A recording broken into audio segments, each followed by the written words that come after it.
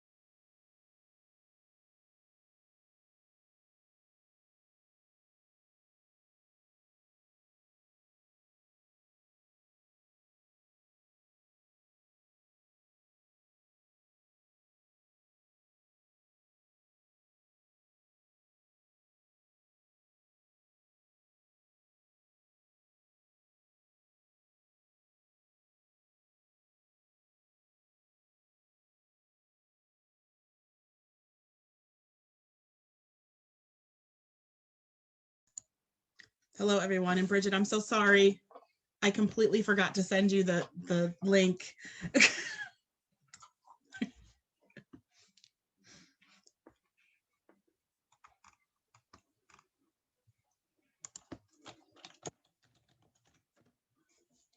Got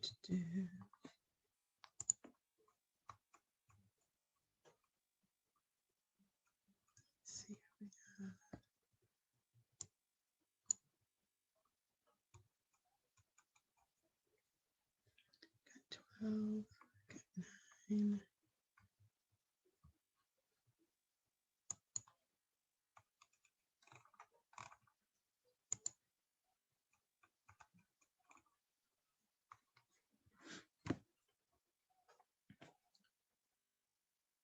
All right, everybody, I'm going to go live here in just a second.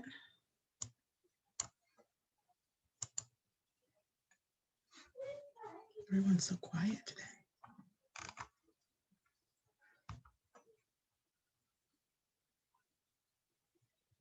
Hey, Kate, how are you? I'm good. How are you? I'm so Good. Me too. Sure. What?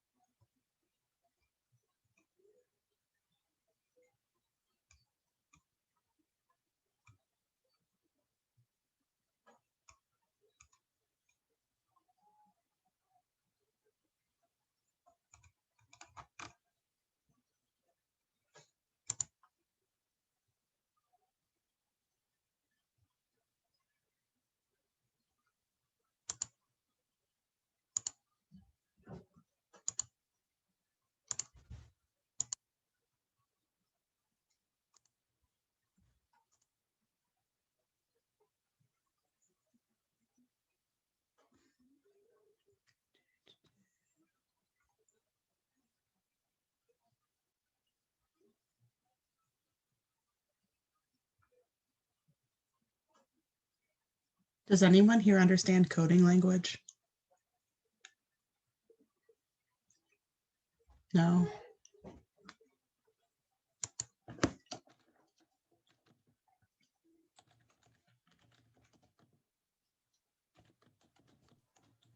Are you trying to go live? Yes, it's giving me a whole like, this is not going to be able to be used going forward once the next version's released. And yeah, I'm like, okay. Super. Right? Can it work tonight? All these updated on our YouTube channel. Yeah.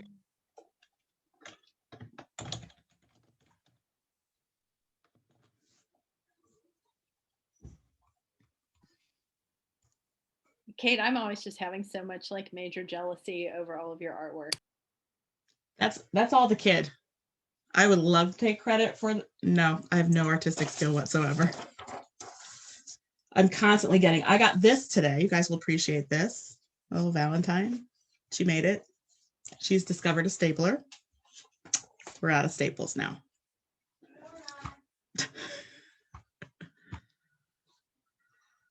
All right. Did I just freeze? Oh, for crying out loud. Did we freeze? You're good. We are. There we are. No. You froze on my end. Apologies. Okay. I'm trying something new this evening at the request of people on Nextdoor about not being able to see people's faces. So everybody's going to be on the screen. Amanda, are we seeing what I'm saying with everybody's squares today?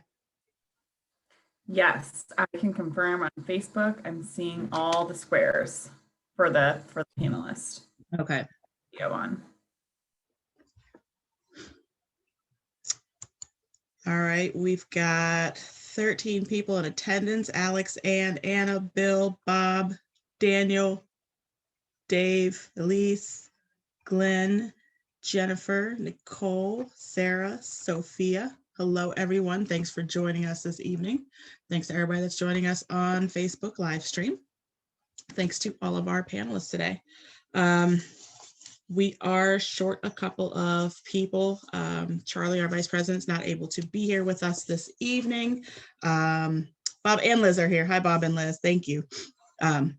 We appreciate that. If you are in a household where two of you have paid your dues, but there's only one live stream, please drop that both of you are attending in the chat so that we can mark your attendance. We appreciate it.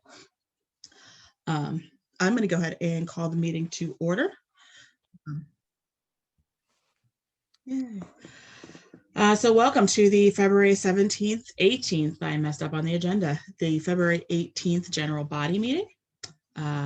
If we could all observe a moment of silence.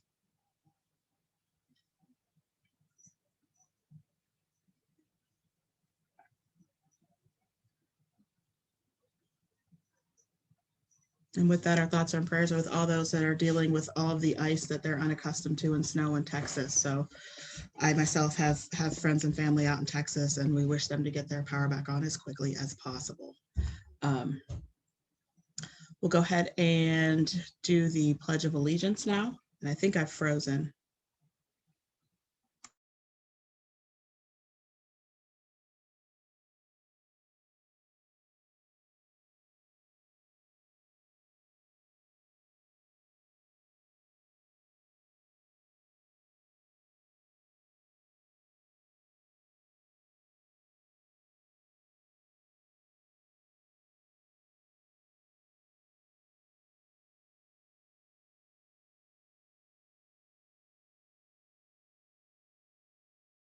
I'm gonna unmute everyone.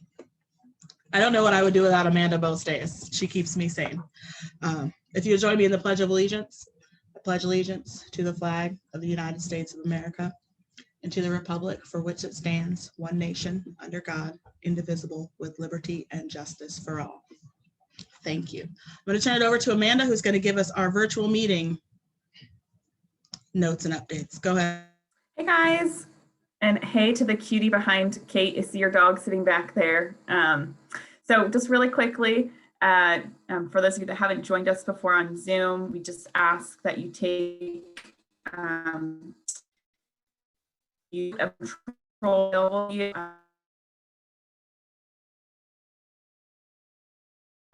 If you are an attendee out there, allow you to type in a question that then can be answered live, or it can be answered over typed out to you. You can also speak or comment rather than type in off mute, and you can let us know whatever it is you'd like to have a comment or question on. There's also a chat feature. So I think panelists, you have access to that if you need to chat back and forth. I will try to, if I've got links to things, I'll try to drop them in the chat for everybody so they can have access to the different things. I've already posted the agenda and a link to the folder where all of tonight's meeting documents will be. I think right now there's just 2 meeting documents in there. If I get any more, I'll stick them out there. If you're out on Facebook listening to us, feel free to also comment and leave questions there if you'd like.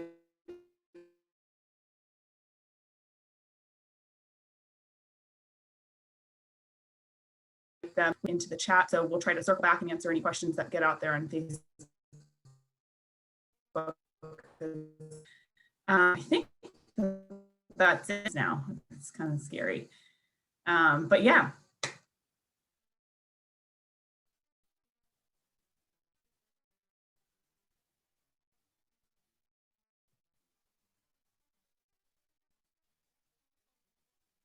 And if you, I don't know if you know. I believe, I'll say, Amanda, I believe Susan provided the treasurer's report for December. Yes, she did. They're on the link. Are there any questions about the treasurer's report from any of the attendees or anyone on Facebook? I don't see. Those attendees, you can find the link treasurer's report in the chat, and that's the meeting documents link. Will take you out to the different treasurer reports. If you're on Facebook, that's also in the. Perfect. All right, I do not see the fire department here, nor do I see the police department here this evening. I do not see John P. Parker here this evening, or Miss Pam from Schroeder. I do see that we have Ms. Kraus from Citizens of the World, so I will turn it over to you.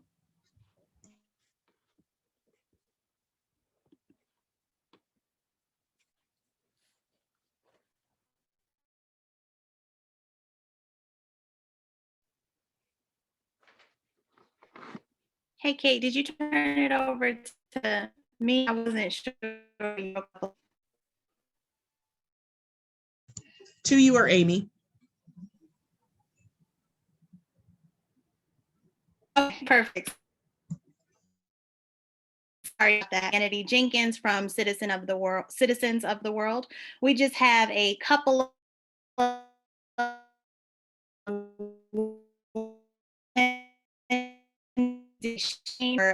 we were able to drop off just some little Valentine's Day treats for them, and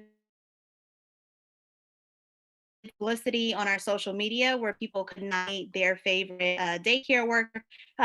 We pulled some names out of the hat, and we have some great Black businesses that we're going to provide some gift cards to each of those winners.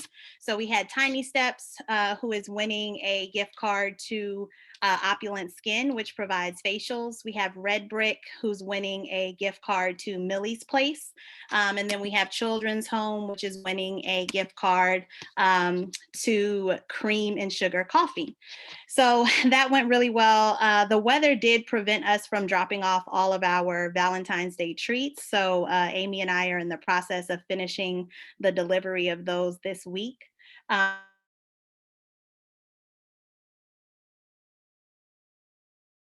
Just have one Zoom link where folks can drop in and learn more about the school with Amy and I every Thursday at 6 o'clock.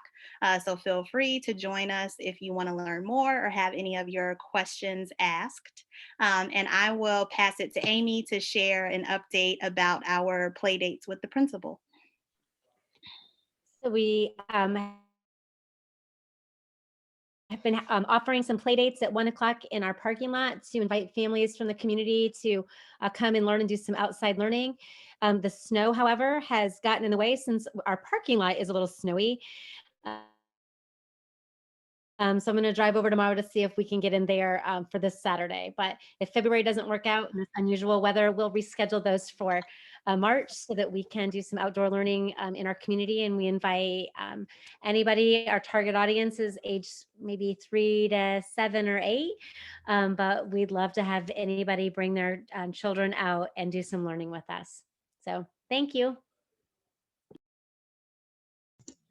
Thank you. Thank you, Vanity. Thank you, Amy. I appreciate the update.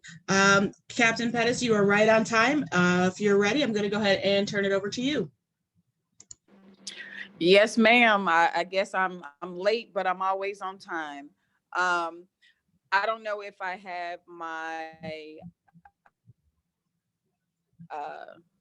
neighborhood liaison officer on the line, but as far as the Madisonville community is going, I can give you a brief update on what's been taking place in the community. From the crime reports, we have been getting hit with quite a few thefts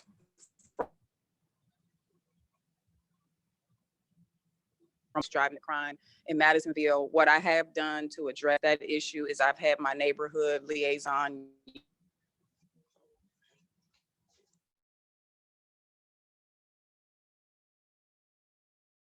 where we kind of go around and educate the residents on the importance of not leaving valuables that are readily identifiable in their vehicle. The vast majority of situations where we've had thefts from autos, they've been kind of smash and grab type offenses where there was something visible, either currency. In one particular situation, a person had a $700 drone that was taken from their vehicle.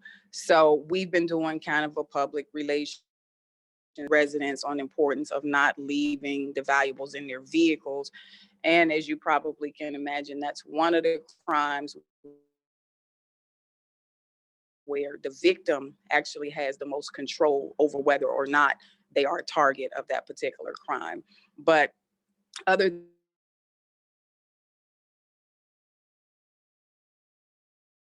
than, and if anybody has any particular questions regarding that, I can certainly speak to those.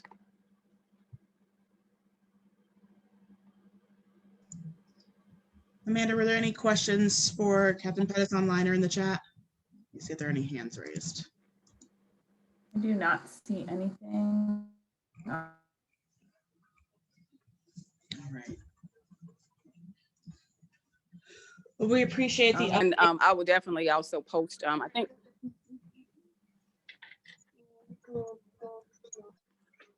I can post my contact information and certainly my email. I think I did that before at the last community meeting, but for those people that may not have been, I can certainly repost that information. There was a question that just came in on Facebook for you, Kathy. Okay. It's from Stephanie. She was just wondering if, I think she's referring to the auto thefts, or the thefts from within auto. Is there a certain area that you're seeing those in, or is it just all over? No, it is a particular area. The area, I believe the street is called Edge or Ledge Street. It's a smaller area, and in all of those situations, it's where a person or where the people have left something visible in the car. I can give you, hang on one second. Yeah, it's East Ledge Street. We've had 3 on East Ledge Street, one in the 6400 block of Madison Road, and then another where the vehicle door, person just left their car door unlocked. That was in the 5000 block of Anderson. So yeah, we are definitely gonna have the neighborhood liaison unit to work that area. And we've also been putting out what we call PVO, or police visibility, where we are having officers detailed to those areas for 4-hour blocks, where we are kind of monitoring that area where there has been an increase in the thefts from auto, and the officers are assigned to hand out 30 of what we call the report card. So any car where they see something that could be a target, they will generally notify that person, hey, this is probably not a good idea. So that's part of the purpose of the police visibility. And those are just some of the things that we're doing to address that.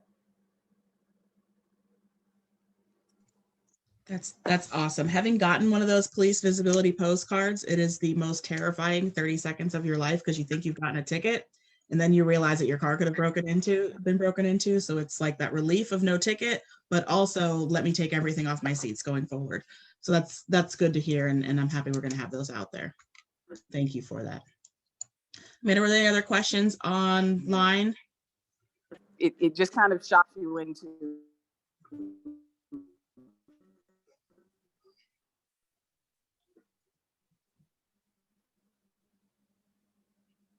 I can't hear it.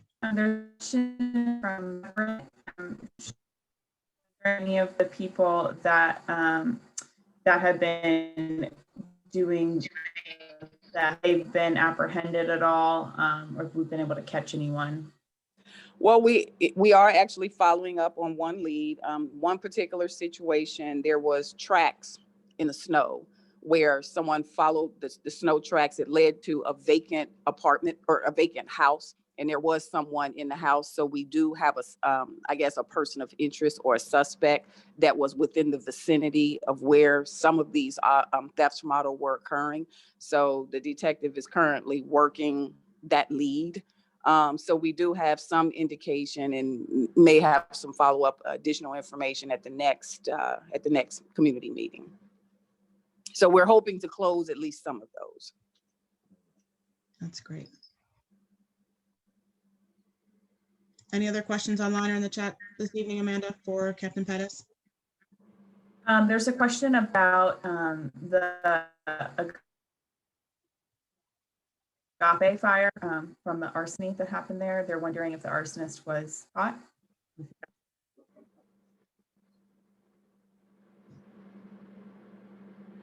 I don't have any information. If you can give me the exact address, I can follow up on the arson. If there was an arson arrest, I can follow up on that, but I don't have anything off the top of my head reference to that. But give me the information and I'll follow up on that. Will do. Any other questions online or in the chat?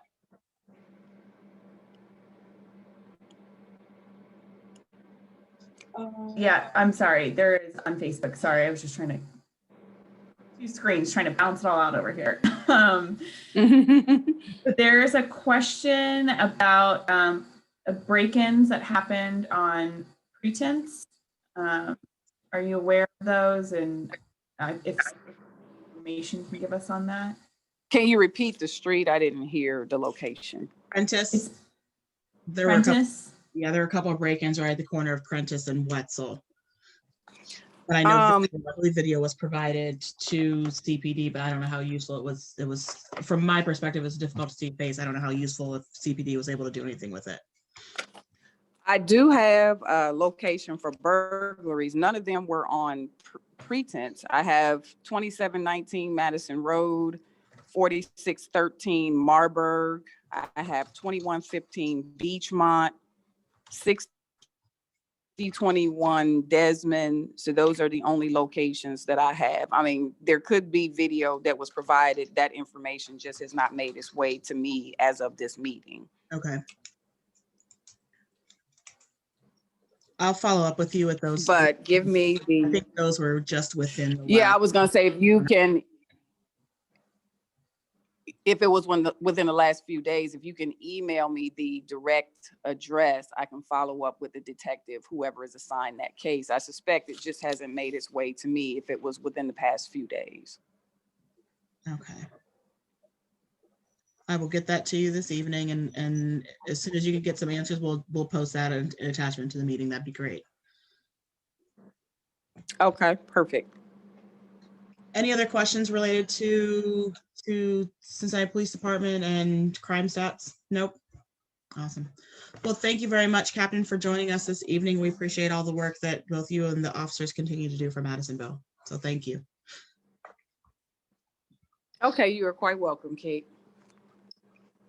All right, with that, I'm going to turn it over to Mr. Terry with our Cincinnati and Hamilton County Public Library Madisonville branch. There we go. You got that down now, Kate. You're not messing that up. So you guys have been breaking up a little bit on me. So if you can't hear me or if I'm freezing, just kind of give me a signal and I'll stop.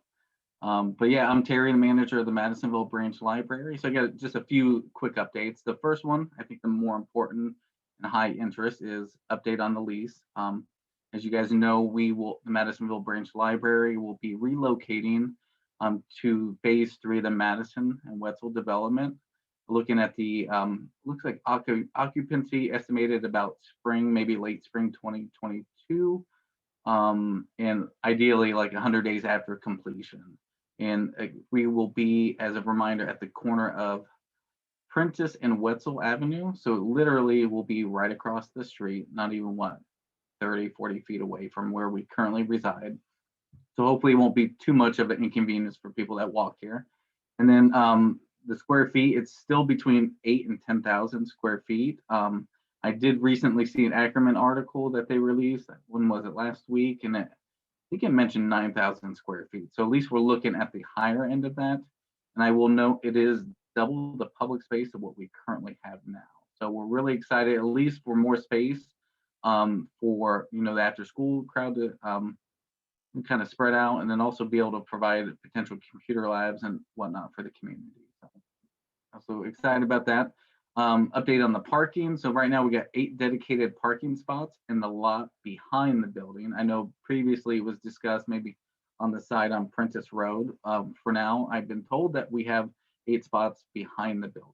So at least we got some dedicated public parking, and hopefully, Kate, I don't know if you have updates of the parking in there on Prentice. I don't know if you have an update on that, on what that looks like. Oh, you're muted. The parking on Prentice, unless it's changed in the last 30 days, is still going to be metered public parking. Okay, so good. So it's just increased.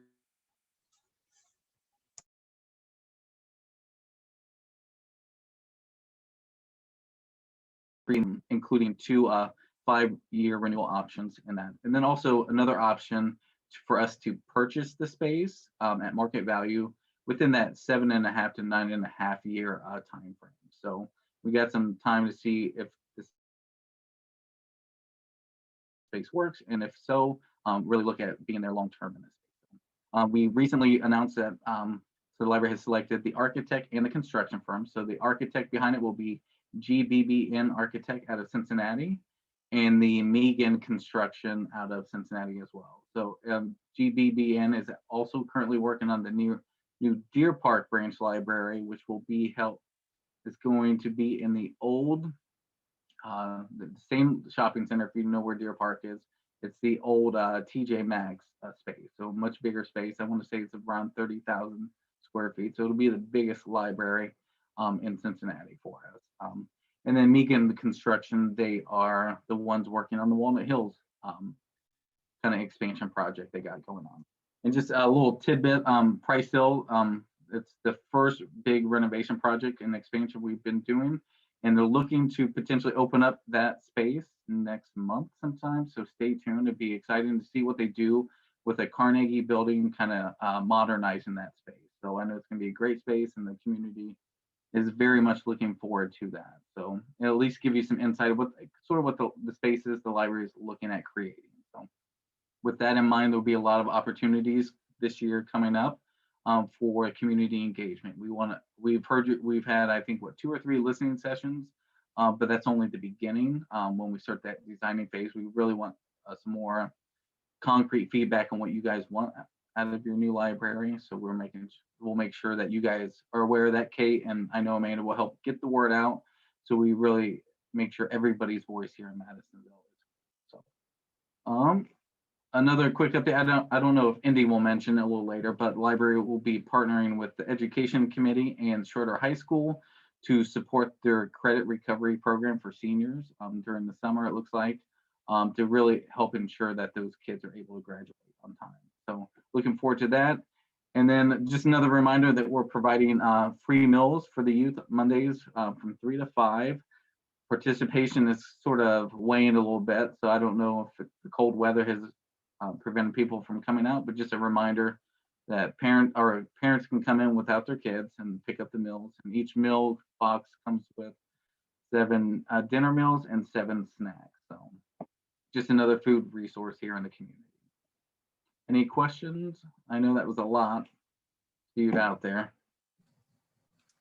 We have a few questions. I'm going to start with the one that came in online, and maybe you can, I know that we could talk a lot about it, but if you could just touch briefly for those that don't know why the library is moving, if you could just kind of, in summary, I know that it has to do with some ADA stuff, and I don't, you want to just touch on that real quick? Yeah, I'll just touch briefly. Obviously, the Madisonville branch has been on our radar for quite some time. We were one of 3 locations that were not ADA accessible. Madisonville being one, Price Hill, and Walnut Hills. Those are the 3 big capital projects that the library was looking at in the facilities master plan. So unlike Price Hill, Walnut Hills, who are getting that expansion / renovation, the Madisonville branch is sort of landlocked, right? We got the church right next door. We have the fire department. So it would have been very limited in terms of expansion. Renovating our current building, though great and beautiful. It'll still be here, by the way, so it's not going anywhere. But it would have taken, I want to say 5 to 6 million is what they said, all of our budget just to bring everything up to code. And that includes plumbing, electrical, everything else, and leaves little resources put back into the community in terms of, let's say, a maker space, a huge computer lab, the things that the community needs. So accessibility is definitely the determining factor. And then in the end, budget, being fiscally responsible. So the library, as of now, definitely still holding on to the building. We'll just relocate our library public space to this new development. Does that answer the question, hopefully, Amanda? Yeah, I think that was a good summary. Moving on to another question that we have in our Q&A here from Sarah. She's wondering, is it true that collection size may remain the same? What can we do to advocate for larger collection? That is a good question, and I imagine that will be definitely a topic in discussion when it comes to getting feedback from the community. Is this Sarah Sheets that I think? I know we've talked, and this has been obviously the Madisonville is a smaller location, so collection size has always been an issue here, but reminding people that they can have anything sent here to the Madisonville branch. But I imagine, I know as right now we're opening up Price Hill, it's going to be all, I want to say 60 to 70% all new material, brand new for that branch, and then supplementing that with items throughout the system. So we'll definitely look at beefing up the collection. I don't know how much, but there'll definitely be some opportunity for feedback with that.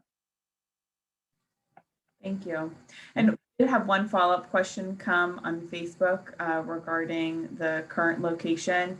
I'm just wondering what's going to happen with that building. As far as I know that'll be the topic of conversation. I know the library plans to hold on to it for the time being. We do have a lot of facility projects coming up in the future. Us in Deer Park really on the horizon. Walnut Hills already in the mix. So this could potentially be kind of staff workspace, kind of offsite. I know people have some great ideas in just creating just meeting room space, but that also means we're still not ADA accessible at this space. So, the library will maintain the building for now. So. But I have urged them to give, if there was ever a reason to part with it, to reach out to the community first in terms of that. So. Thank you, Terry. Thanks for the update. That's awesome. I'll be putting in my collection requests as well. All right. Appreciate the update. With that, I'm going to turn it over to our public service roundtable. We've got our Hamilton County Clerk of Courts, Aftab Pureval, here with us this evening.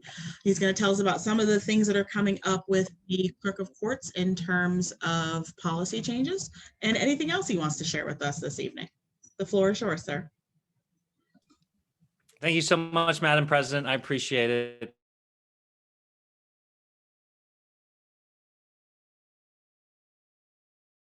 Bill Community Council for having me on. Over the past year, it's been an honor to participate in several Madisonville eviction and housing panels. As was mentioned, my name is Aftab Pureval, and I'm your Hamilton County Clerk of Courts. And officially, as of today, I'm also your candidate to be Cincinnati's next mayor. It's a really big day for me. So glad to be here to share it. I know it doesn't seem like it, but I'm relatively new to politics. When I first ran in 2016 for the Clerk of Courts, people told me that I was crazy, right? They told me not to run. They would say, you're going to run for an office that no one cares about in conservative Hamilton County against a well-known Republican incumbent. Oh, by the way, you're a brown dude named Aftab. That is not a strong ballot name, I promise. What is wrong with you? Why are you doing this? And that was just my mom. She's still hoping I make it to med school. But I ran anyway, and I won. And by winning, I became the first Democrat in 100 years to be elected to the Clerk of Courts office. So winning's great, but what is most important is governing. I made promises to you to clean up the courthouse, to take on the Good Old Boys Network that we all know is in that building. And I'm proud that that is exactly what I did. I mean, just think about it. Before I got there, If you put yourself in the shoes of a criminal defendant, you were being prosecuted by someone whose brother was appointed to the county commission. You were in front of a judge whose sister-in-law was the clerk. She was married to the probate judge. I mean, it's no wonder that in Cincinnati, people thought you needed to have the right name to get a fair shake. Well, my name is Aftab, and I'm not related to anyone. And now that I'm the clerk, I've changed all that. You all know this. On my very first day, I changed the courthouse by cleaning house. But we did more than that. We've helped transform people's lives. Folks, before the COVID pandemic, we were dealing with another pandemic, a pandemic of evictions. In Cincinnati, our rate of evictions is significantly higher than the national average. And unfortunately, we are disproportionately evicting Black women with children. Put it another way, we are evicting Black mothers. So I took action. In the middle of a pandemic, evictions are not just a problem for the tenants and the landlords, it's a public health problem.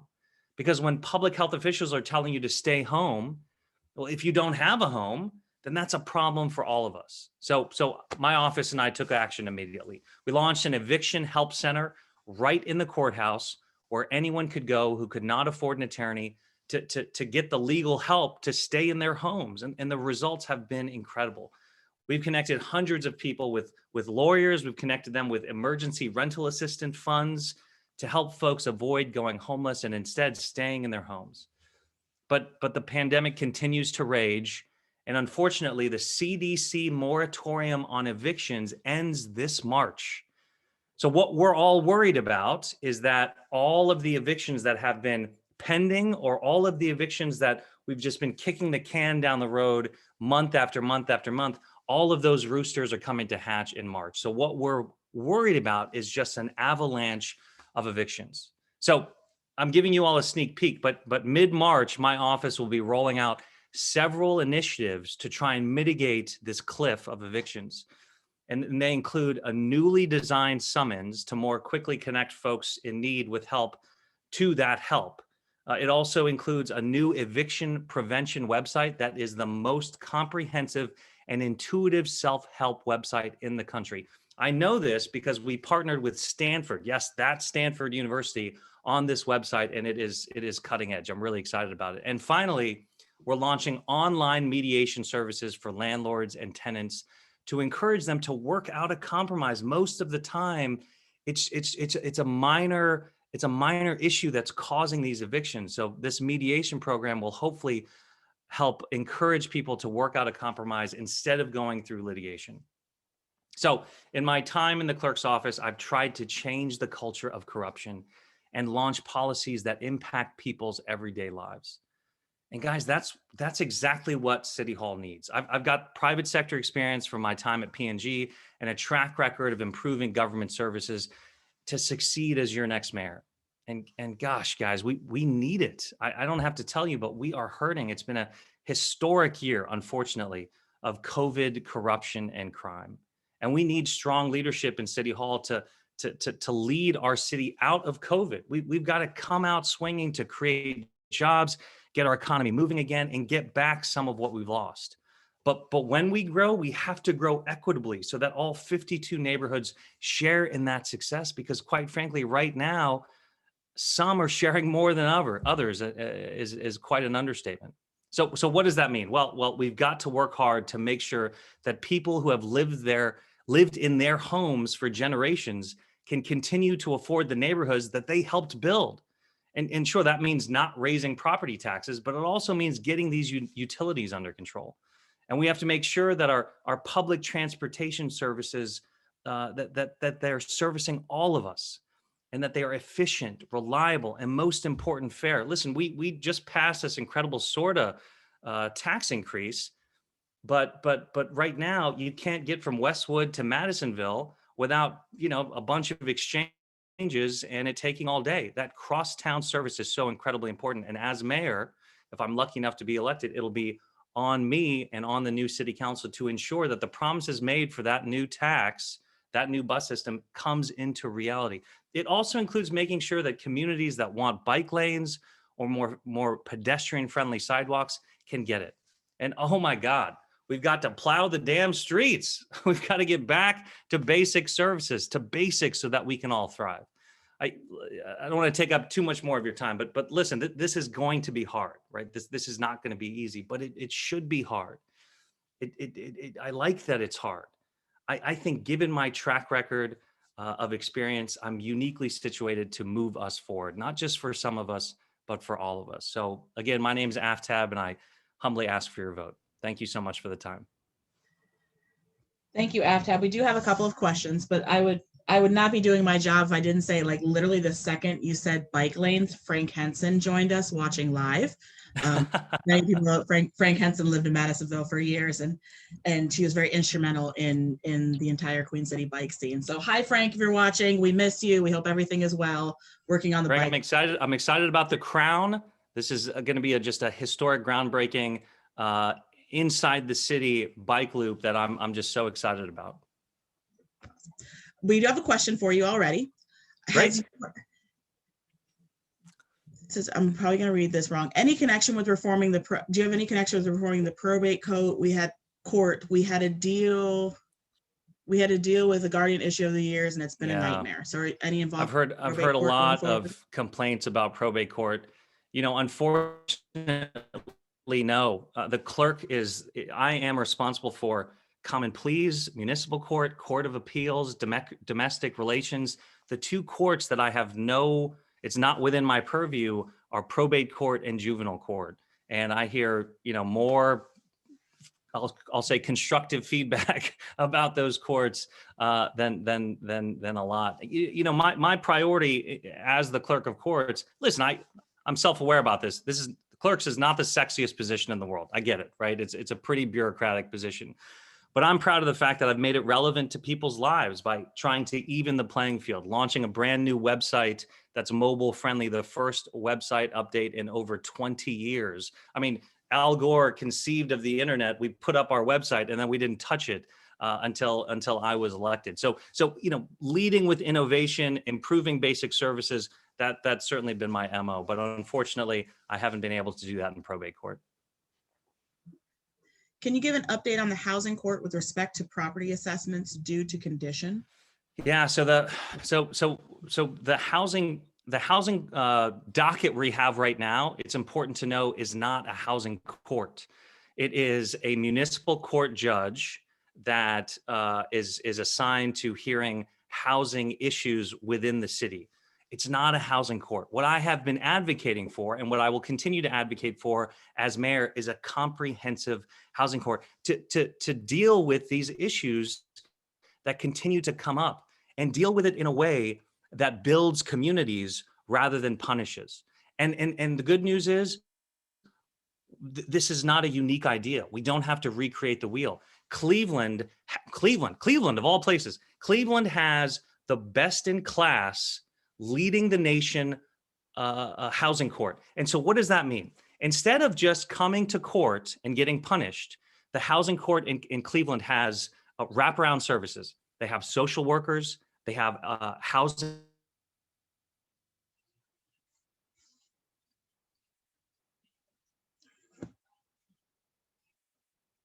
Do the set outs, are trained to not just evict people, but to connect people with services. So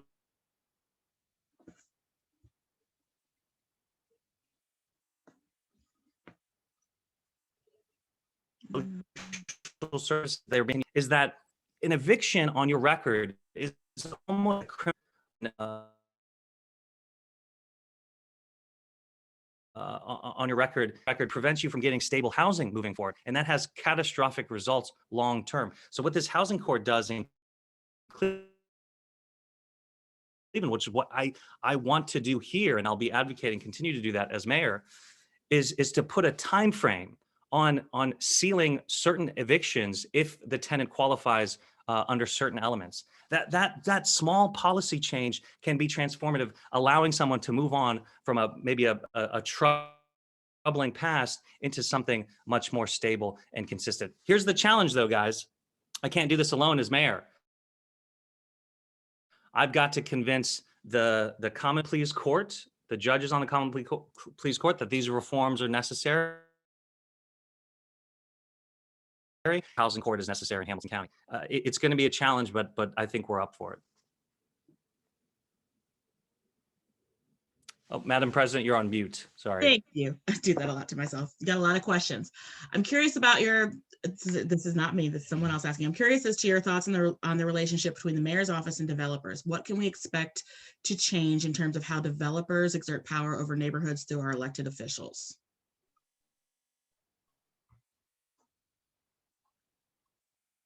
What I will tell you is that whether I was running for clerk of courts, run based on, you know, my sweat equity and my hard work, the resources I have been lucky enough to raise has been raised based on people buying into my vision and supporting me as a person. Let me be honest with you. There is no transactional money when you run for clerk of courts. All right. There's no, you know, no one's trying to bribe me. I'll be honest. So what that means for you is that my relationship with communities, with community councils, with developers, with the full panoply of actors in our city will be the same. It will be transparent, and the decisions that I make will be based on what is best for this city. So you know, there will be no playing favorites.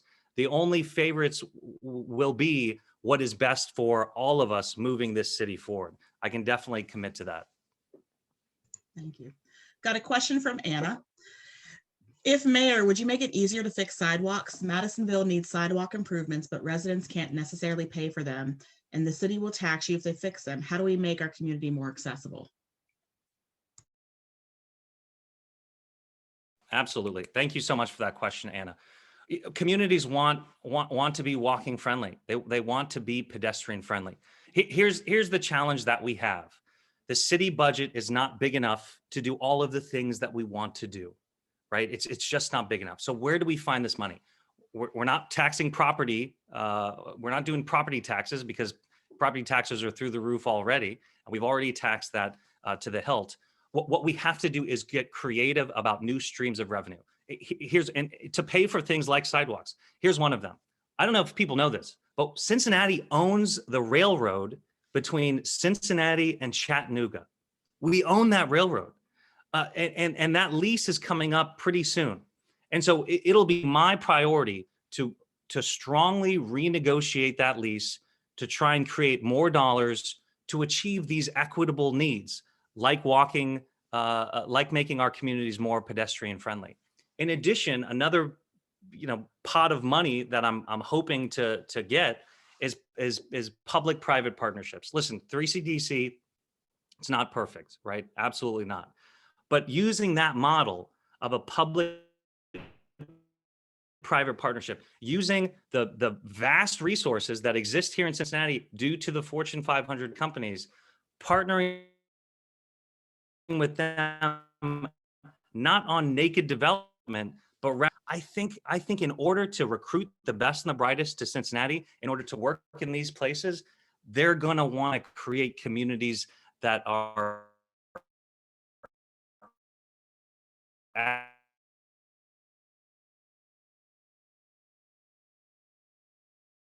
get young families, young diverse families to ideas. But you know, first I got to get into the mayor's office to convince them.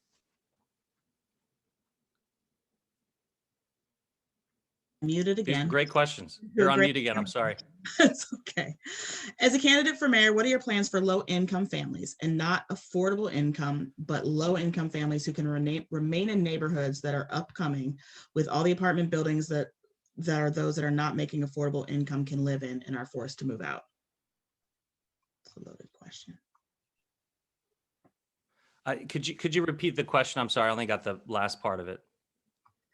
As a candidate for mayor, what is your plans for low-income families, and not affordable income, but low-income families who can remain in the neighborhoods that are up and coming with all the apartment buildings for those that are not making affordable income? What can we do so that they can live and stay in the neighborhood and they're not forced to move? Madam President, that's a great question. I'm so glad. I'm so glad I got it, and it could not be more relevant than in Madisonville. I mean, this is ground zero for this question. And Madam President, you know this, there is no comprehensive affordable housing plan in Cincinnati. And so when people, you know, I feel like we're all sick of hearing the word affordable housing. and it's kind of whitewashed for a whole number of things. But nevertheless, what is still true is that as a community, our city has not come together on a comprehensive affordable housing plan. That's why, a lot of activists, a lot of community legacy populations are very frustrated that all of these high rises are going up, that all of these apartments are going up, and as a result, communities who built neighborhoods aren't able to stay in them. My plan is going to focus on equitable solutions using the city's levers and incentives to achieve equitable goals. What does that mean? Tax abatements, TIF funding, zoning, building codes. These are all part of the city's arsenal to create development, not just residential, but also commercial. And so a comprehensive plan has to make sure that tax abatements are not just being used in 2 or 3 of our communities like it currently is, but all across, and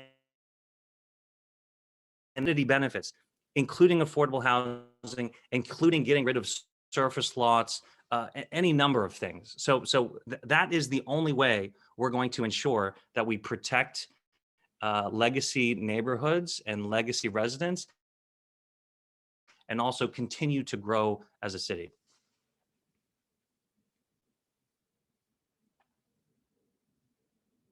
Myself again. What are your thoughts on gentrification? Will you listen to the communities and how they want and see their neighborhoods as growth instead of forcing personal legacy dreams of elected officials? I'm sorry again. I only got part of that. Am I breaking I up again? apologize. Do you mind repeating it? Nope, it's probably me. What are your thoughts Yeah, on just a little bit. What are your thoughts on gentrification, and will you listen to the communities and how they want and see their neighborhood as growth instead of forcing personal legacy dreams of elected officials? Yeah, I'm getting, I think it's about engagement, and of course, the most important voices in the future of any specific community are the community leaders and the community council in particular. I think the challenge, though, is that sometimes in some specific communities, community leadership is a bit transient. And so I think what we need to do is come together and create strategies to make sure that that city leaders like myself are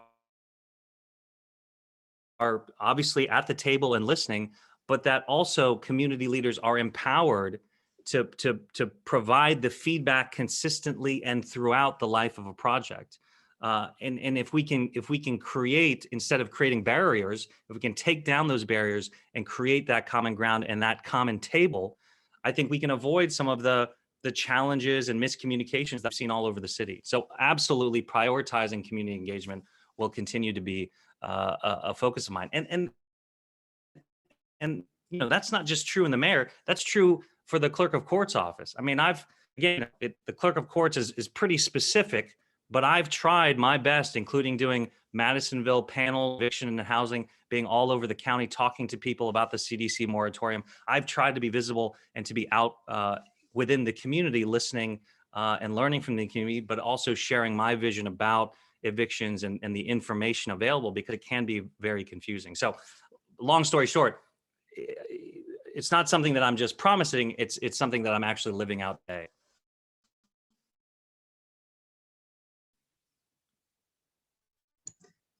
Thank you. Go ahead, Amanda. There are some questions online. Go ahead.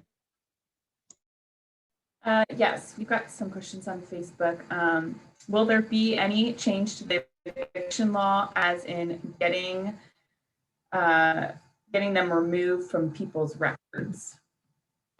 Yes. Well, so of that, right? It would be a huge win if we could follow the footsteps of what happened in Cuyahoga County and apply that to Cincinnati. So yes, that is part of my agenda. I would love to initiate that, but obviously going to need support from city council in order to do that. Here's one other thing that Cleveland's doing. Sorry to keep talking about Cleveland. Other cities in the country have good ideas too, I promise, but Cleveland's interesting because it's right here in Ohio. So it shows you what's possible based on our own state laws. In Cleveland, the city has partnered with the local United Way that if a tenant fits specific criterion, that every tenant facing eviction is guaranteed a lawyer, just like if you were going to jail. It's called Civil Gideon. I would love to explore that here in Cincinnati with our own United Way or with other philanthropic support, because right now 90% of landlords are represented by an attorney and 90% of tenants are representing themselves. So right off the bat, the inequities in our eviction court are way off. This would really even the playing field.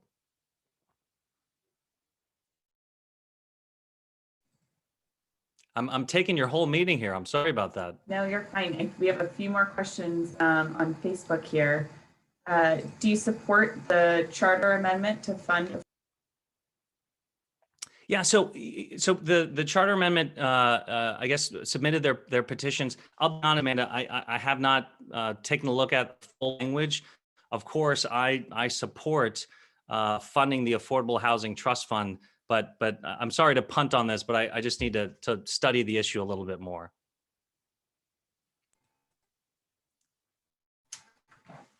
Then we have another one from Leslie out on Facebook. What are your goals as mayor concerning the court? Is there something in particular that they're looking for? I only have that. So if I see a reply back, and then we're on a delay. So if I see a reply.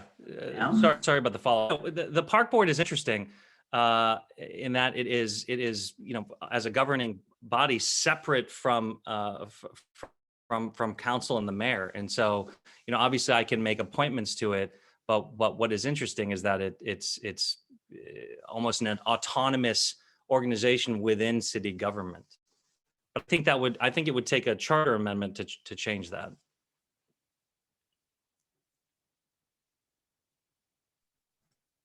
All right, I think I have one last question out here in the Q&A, and Great. That is, what do you mean by getting rid of surface lots? Parking has been an issue with the Madison and Wetzel development. Communities, the surface lots, right, that are not within buildings, just take up a lot of real estate that could be used for something frankly more useful. And so I'm certainly not against parking, but what I'm for is efficient parking, using space in a way that is non-obtrusive, so that we can use the limited, frankly, space that we have here in the city of Cincinnati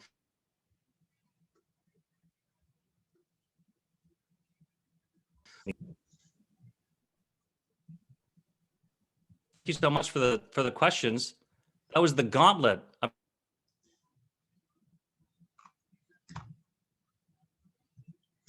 Well, we appreciate. I'm ready for the debate. Well, we appreciate having you on short notice.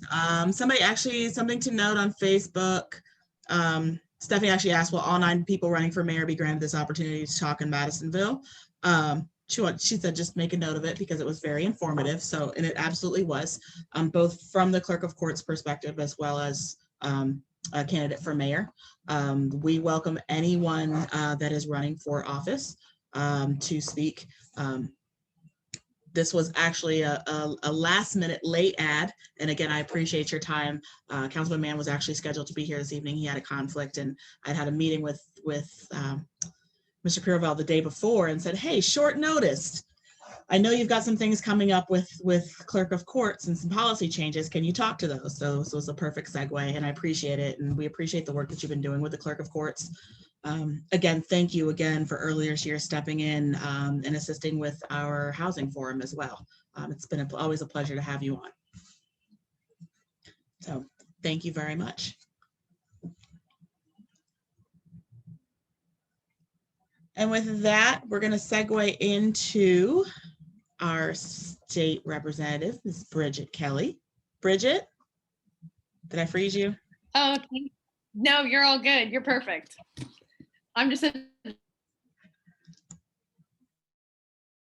the invitation to join you. It's always good to be with everybody in Madisonville. My name is Bridget Kelly. I have the privilege of representing your community in the State House. So our district goes roughly from North Side to Amberley, and just wanted to talk about a little bit about a couple things that are happening at the State House. I'm dropping our book. You can contact our office at 614-466-5786, 614-466-5786, or email us at rep31 at ohiohouse.gov, rep31 at ohiohouse.gov. And my legislative aide is Anna Bowersox, and she is fabulous, and we really appreciate the opportunity to serve you. So a couple things. We've started a new General Assembly, a new legislative cycle. So we're currently working on the state budget. I was assigned to the Finance Committee as well as the Finance Subcommittee for Transportation. So we hear about the budgets for state agencies like ODOT, Public Works, Public Safety, the Supreme Court. So it's interesting to hear some of what Aftab was talking about. Also serve as the ranking member, which is the top Democrat on the State and Local Government Committee, as well as the Committee on Government Oversight. And I also serve on the Retirement Study Council. So the committees to which I'm and it is always helpful to hear from people about, of course, what's going on in your community and what's most important to you, so that we can be good advocates, both in committee and in terms of the kinds of legislation that we are introducing. So like I said, primarily now we're working on the state budget, but the transportation budget as well as the operating budget. Those two things will last over a period of 2 years. So for what they call fiscal year 2022, fiscal year 2023, which would start in July of 2021. Budgets are all about priorities, and we're still getting into the weeds. If you need a little bit of light reading, I'll put a link in the chat to the governor's blue, is also put in a link to some of the other budget documents if folks are interested in getting into the weeds. Budgets are about priorities, and where resources says what you care about. And so, we are getting it a little more into the weeds and getting to ask questions and hearing from citizens. But it's really important to me that our state has a budget that prioritizes Ohio's people. This has been a really challenging year for too many, how they can feed their kids. And so we are really looking for a people-centered budget, because I think that we've seen, if we just continue only assume, that resources will trickle down, that doesn't actually work.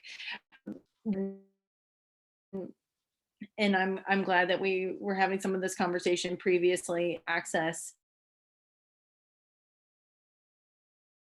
to go to work, to worship, to participate in their community, to see friends, etc. And I know that Madisonville is particularly challenged in that way. And so in the previous public transportation, and that has been cut very significantly in this next proposed budget. So we're going to be fighting for more resources for that, so that we can have more efficient public transit systems that can take people where they need to go and where they want to go. A couple things we're working on in our office. We've introduced legislation to raise the minimum wage to $15 an hour. Senator Cecil Thomas has introduced similar legislation. Ensure that people have access to their pay statements, because we know employers don't have to keep all of the information about taxes, deductions, etc., but don't necessarily have to furnish that to their employees. And while most businesses do, the ones who don't really create a lot of barriers for folks, if you need to get a loan for a car or an apartment, or if you want to pay your taxes appropriately. And so this is something that we are committed to working on again. One of the other things that has been a big priority for us that we're still working on, and while it may sound a little funny at first blush, is we are working to legalize sports gaming in the state of Ohio. And the reason why this is something that I'm really passionate about and something I feel strongly about working on is because my constituents, the folks who live in our district, say that creating more opportunity for a better life and good, strong public school systems are really important to them. And this is a way where we can provide more resources for the kids in our community every single day. You know, we are continuing to have challenges in our district. I know that unemployment has been slow, and we've been continuing to help folks with constituent cases on that. We've had some other bills coming through some of our committees about, you know, changing the authority of the governor when it comes to health orders. Looks like one of our committees is going to have a lot of bills related to gun policy, and not in terms of creating more gun safety, but in my opinion, going in the wrong way, and in the way that most Ohioans would say is the wrong direction. But again, if you ever have any questions or if we can ever be of service, I was trying to monitor on Facebook and in the Zoom if there were questions. But you can ask them now. Feel free to contact us at any time. And again, I'm so grateful for the opportunity to serve you in the State House.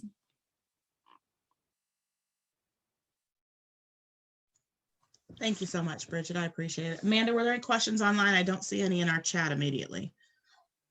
Yeah, we just had more comment for you from Lisa out on Facebook. She said, anything you can do to help care providers with accessing the vaccine along their fellow educators in K through 12 would be appreciated. I will just say, just sort of as a general comment, that the rollout of the vaccine has been wrought with challenges in, I think, ways that some folks expected and ways that other people didn't. And so certainly.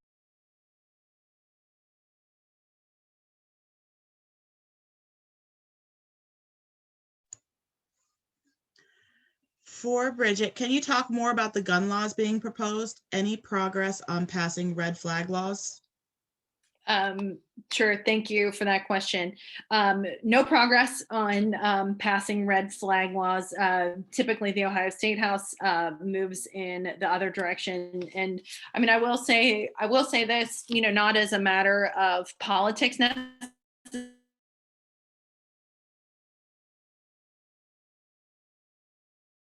The State House is made up of 35 Democrats, 64 Republicans. Our state Senate is made up of 8 Democrats and 25 Republicans, and we have 5 Republican statewide office holders.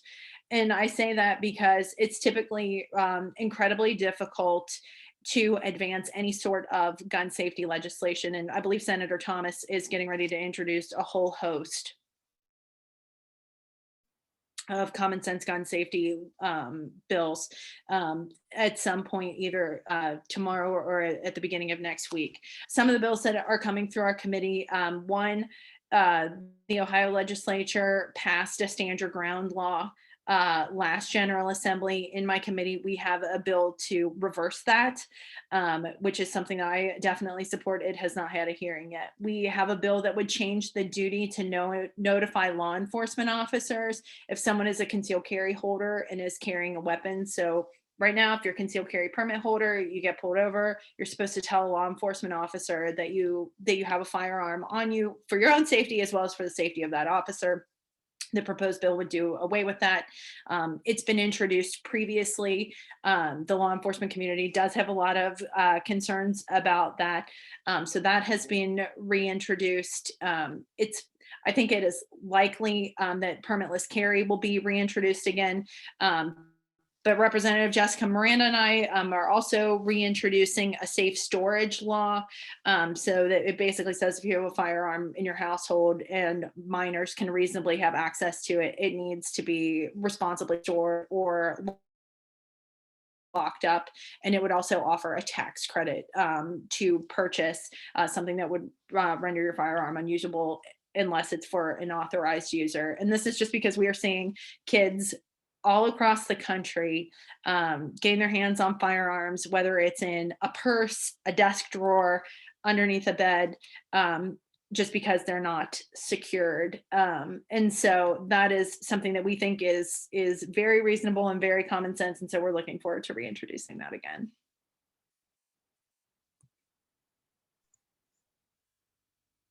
Thank you. Any other questions online or in the chat, Amanda?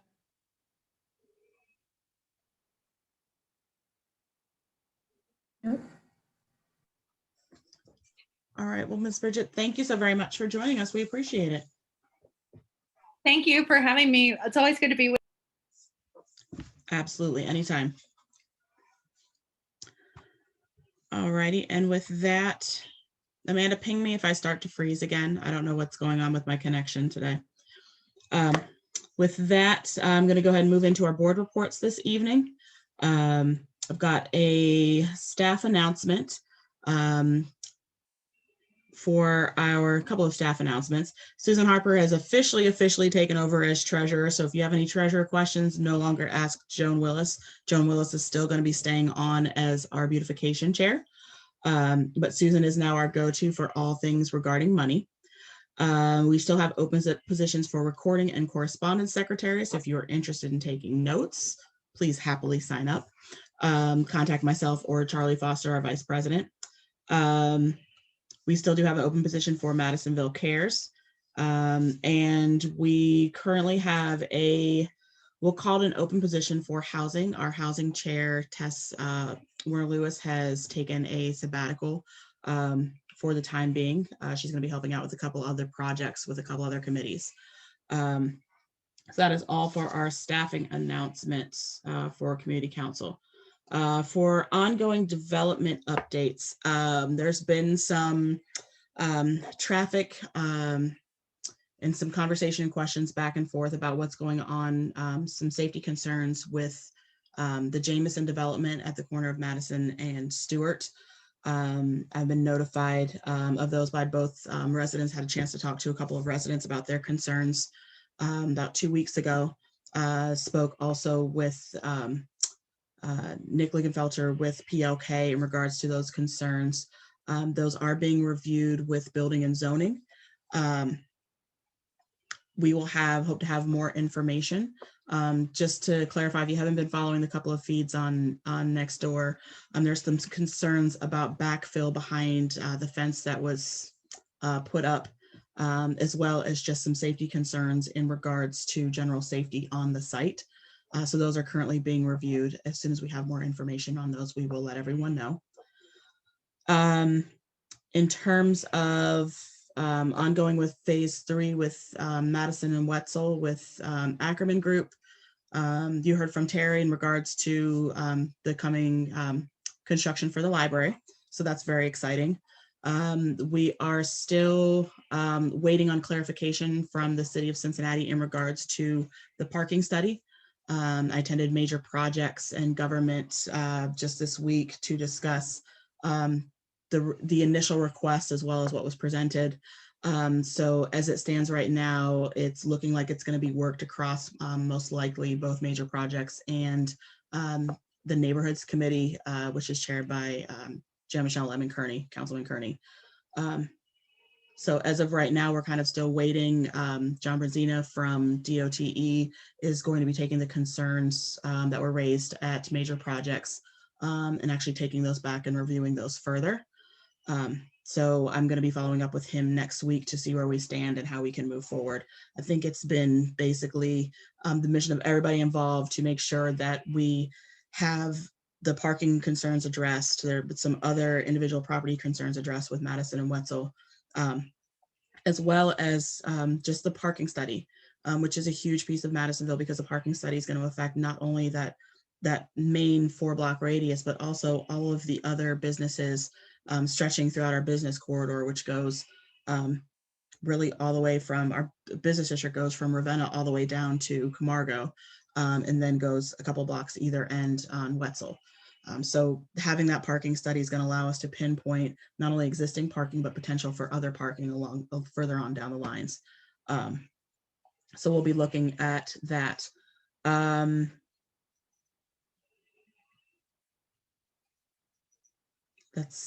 think that's all I have for development updates. I feel like I'm forgetting something, so I reserve the right to come back to that. We do have oh, thank you. I just looked down. Thank you, Mr. Capister. Family Dollar. I've actually put in a FOIA request for all documents related to Family Dollar. I should hope to have that back here within the next couple of days.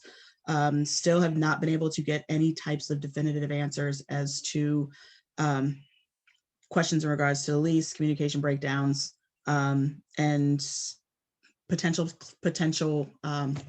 retailers going forward. So we're still kind of in limbo. As we get more information, we will keep everybody up to date.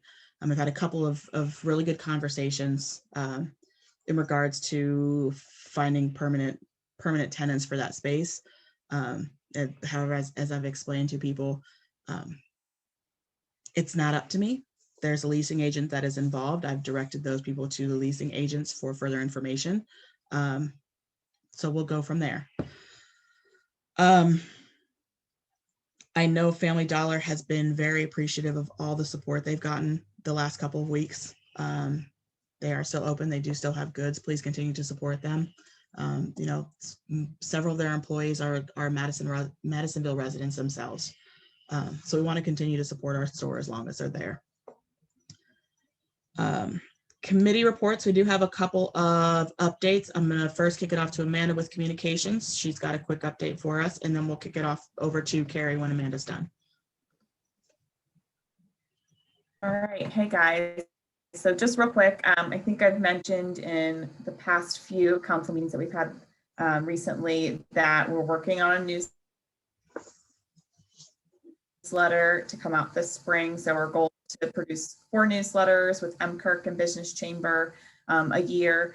And we are looking for our first one for 2021 to be this March. So look for that, stay aware of that. But specifically what I wanted to touch on tonight is are doing a coloring / art contest. It doesn't have to be coloring specifically, just any kind of art.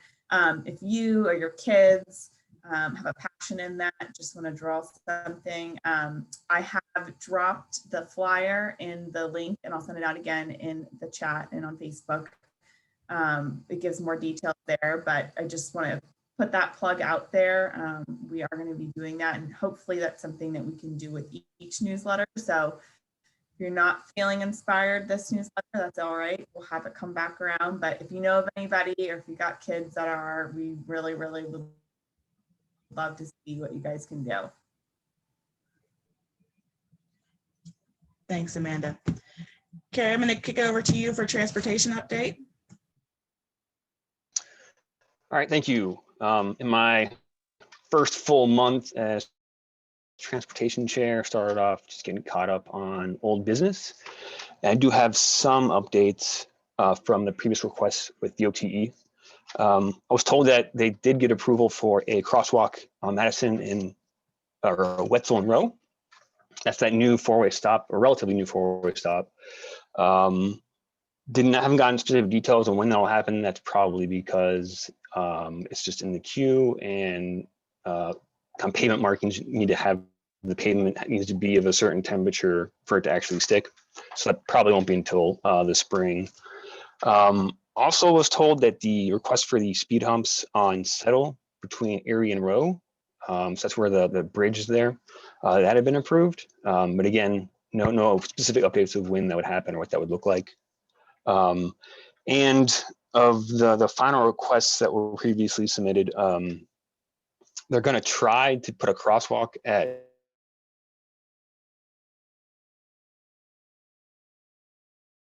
depending on funds, because as anybody who's traveled through there, it's pretty dangerous just because you've got a lot of nonstop vehicle traffic going by. So they're kind of like figuring out some ideas about how to make that safer, because just it is pretty dangerous. So if you happen to live or work or visit that area regularly, let me know at transportation@rmadisonville.com. Let me know if you have any ideas or just any kind of feedback of how you feel about that general area. Kind of the end goal is, because we have a high school there, private high school. We've got School of Rock. There's a couple of retail spots that are currently vacant. So kind of want to help people engage that area safely and securely. On new business, earlier this week, I saw an idea that came from some volunteers out of Northside, so kind of adopted that. Try to blast that out there during the storm with the Snow Angels idea. So if you saw that on Facebook or next door, that would be great. If you can spread that around. Right now, I'm basically the only volunteer, so limited resources to help people, but we're starting to kind of create a system to try to help people out. Really important that it's kind of started at the last minute, so any kind of feedback to kind of make it more clear will be really useful as well. Also been working with Clerk to develop a fund proposal for the Davoo Good Active Transportation Fund.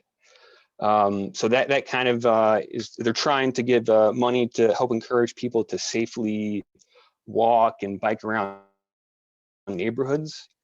So something that I think a lot of people here probably think we sorely need. And so we're kind of brainstorming some ideas of what could be acceptable in the amount of monies that they're trying to spend, and try to have some kind of pilot projects on different parts of the neighborhood. That way everybody kind of can interact with some safer streetscaping.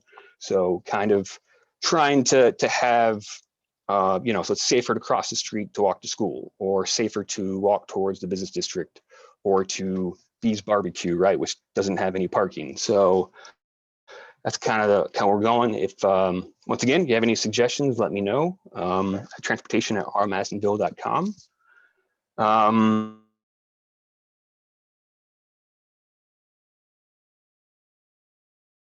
Mentioning for their Murray Path project to extend the Murray Trail to Plainville, and so we barely touch it there on Settle, but that does help a lot of people because we'll be able to get access to Walmart directly, as well as long-term getting down the hill to Kroger on the other side of Marymount.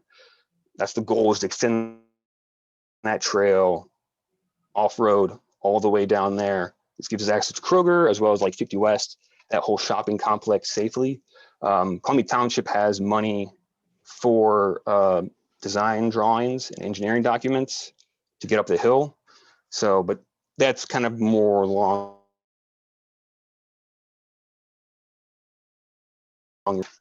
And finally, I have a requesting with SORTA to talk to them about the data for our bus stops, because they have promised this year to deploy more.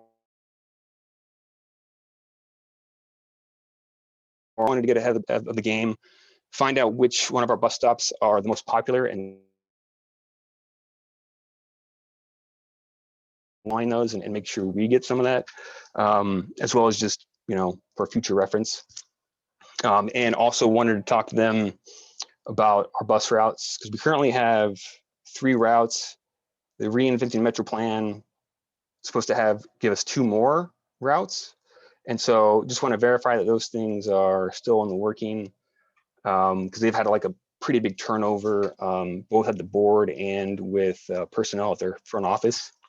And a lot of those routes give us access to grocery stores, but they don't actually, they kind of drive by the grocery store, but you still have to like walk across like a dangerous road to get to the front door.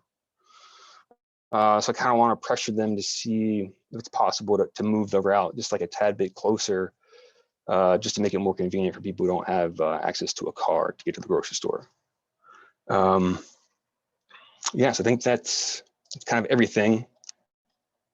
I see a question. Oh yeah, so the speed humps, that request was for the South Street Bridge, which is between Erie and Rowe.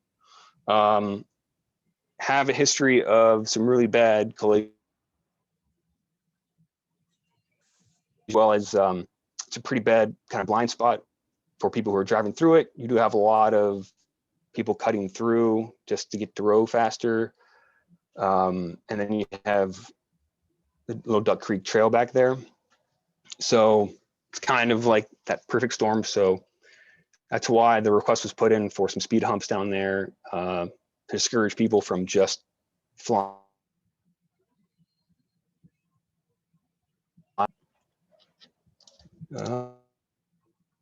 And I think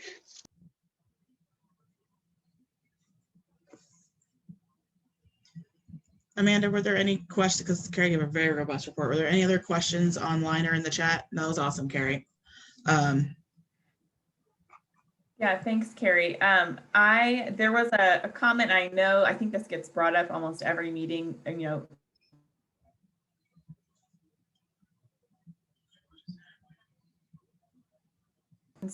so I know that there is a map out there where people can report things like, cars parked too close to stop signs, or even things like, hey, we need crosswalk restriping here. So I have that link out there.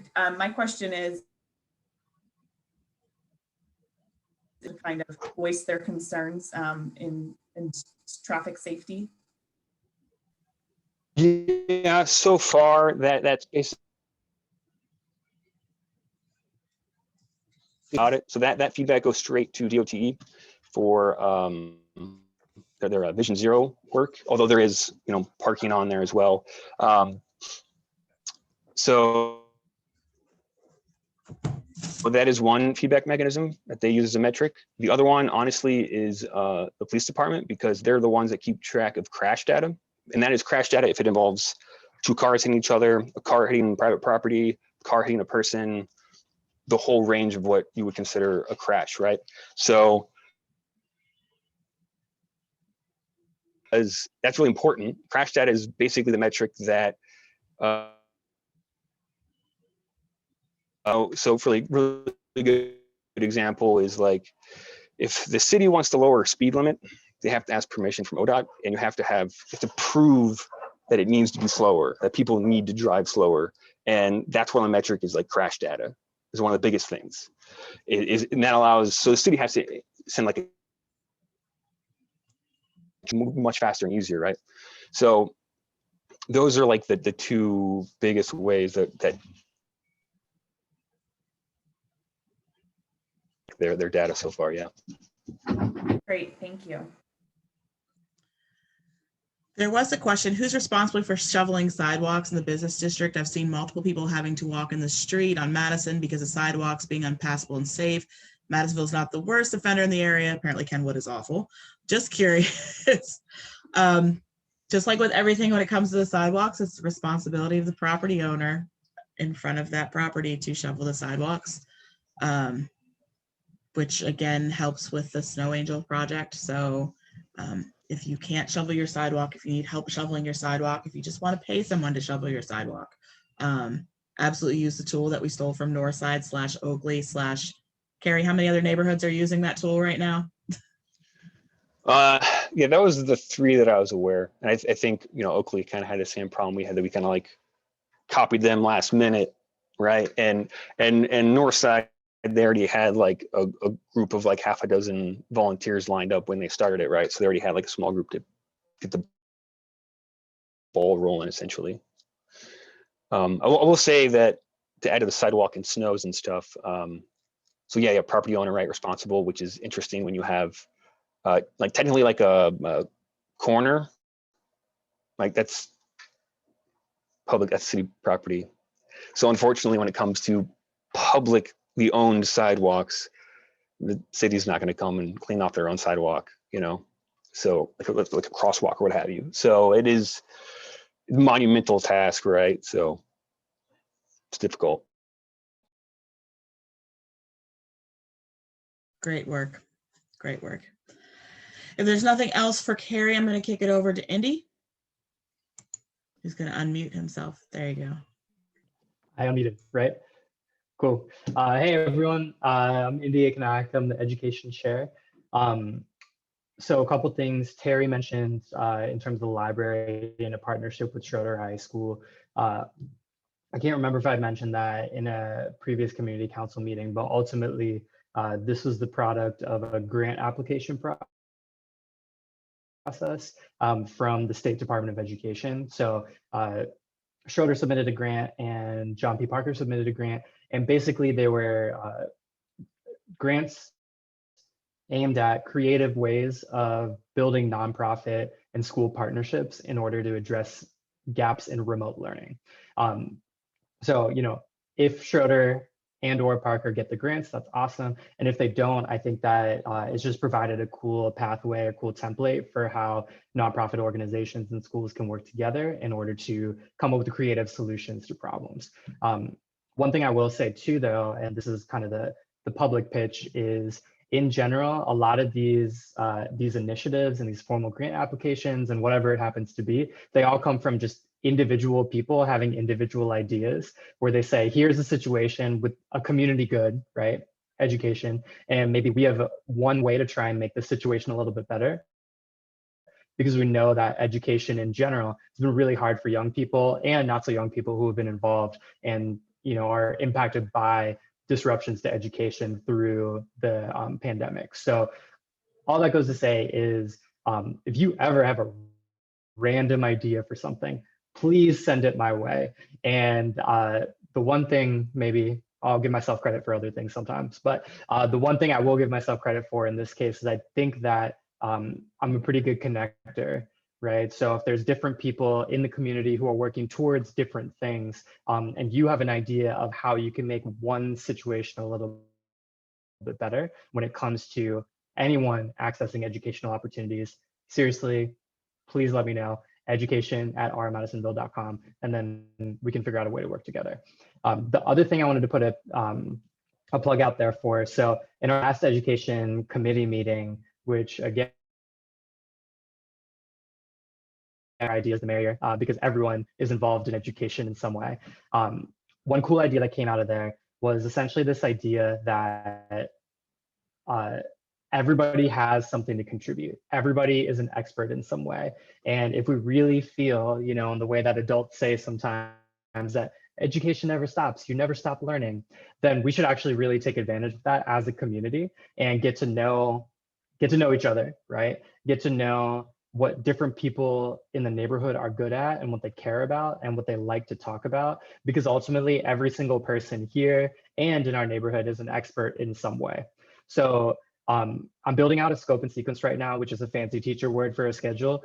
And ultimately what we're trying to do is figure out how we can engage the public in essentially almost like our version of a TED Talk series, or our version of like a very mini lecture series. The idea that we talked about in the committee, and I heard this somewhere else, was this idea of a snack. So it's not, it's not a bite-sized thing that's like 1 minute long. It's also not a meal, like a 2-hour long, here, let me tell you everything I know about this issue or this idea or this topic, but instead something shorter, right? 10 minutes, 15 minutes. What are you an expert in that you can talk about and feel really confident sharing about, right? And ultimately, I truly believe that everybody is an expert in something. So this is running the gamut of anything that you could care about that you think even one other person in this neighborhood might be interested in hearing about, right? So just to throw out a couple ideas, one could be, and this is a very common pandemic thing that I tried to get into and didn't really work out for me. So I would love to hear from somebody who's successfully figured out sourdough starter.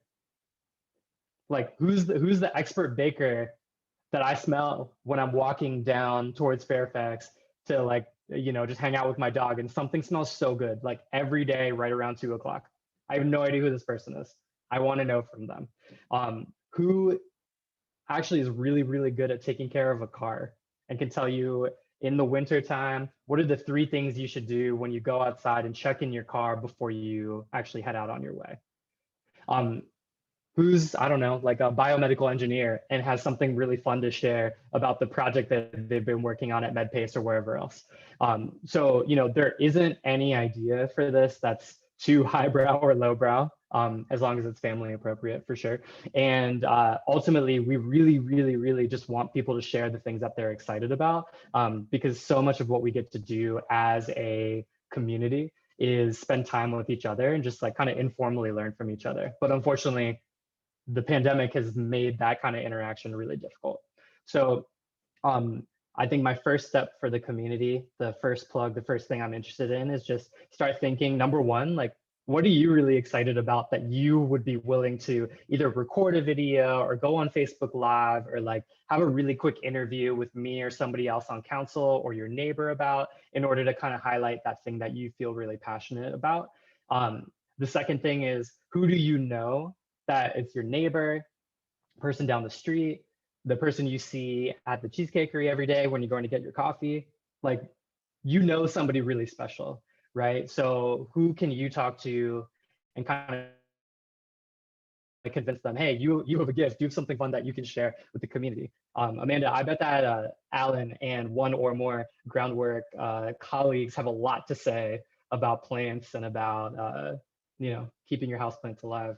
I am okay, but I'm not the expert, right? There's lots of other experts here. So really, this is just kind of a start brainstorming sort of thing. And then we've seen really good engagement on social media in terms of like getting input really in a low key way about community initiatives. For example, Steph has done great work about getting input on the parks. So that's going to be a place where I'm starting to ask some questions in terms of like, what kind of format do people like?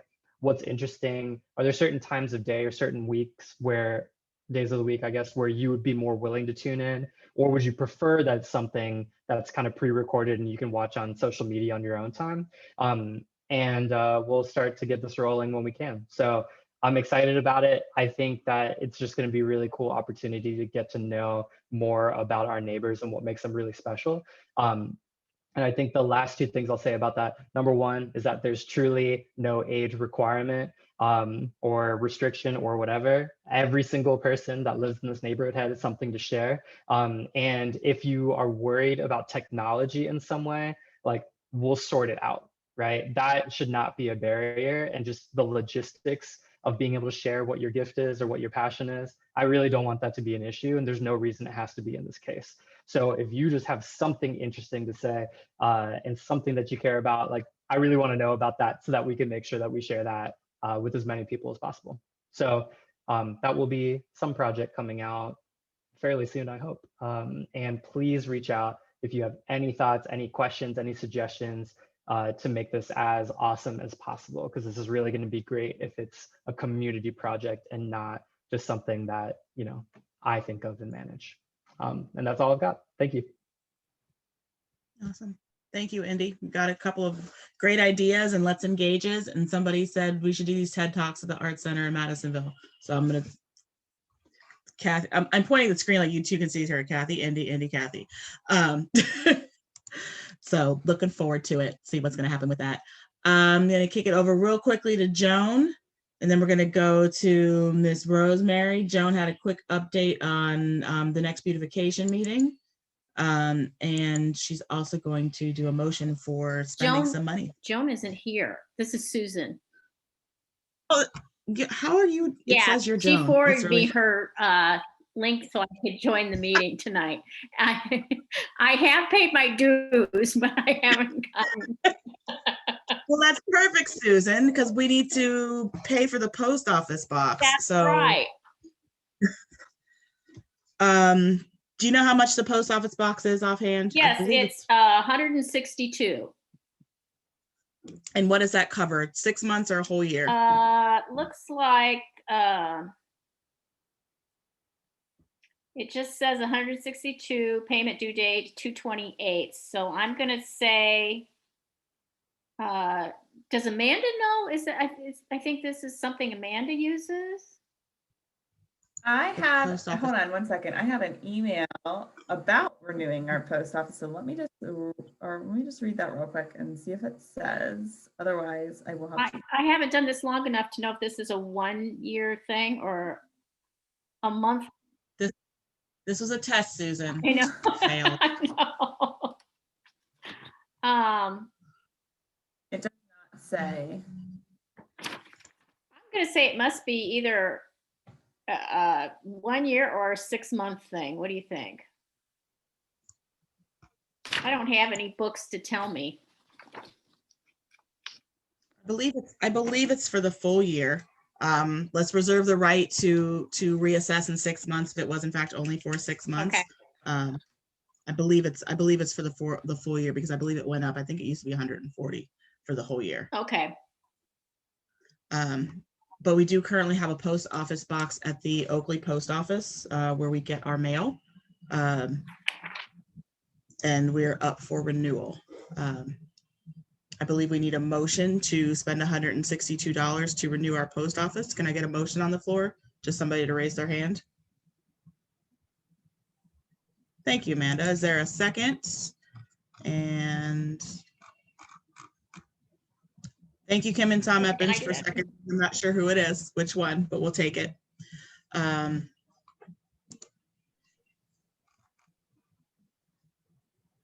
I did not make a poll for this real quick. Bear with me here just 1 second.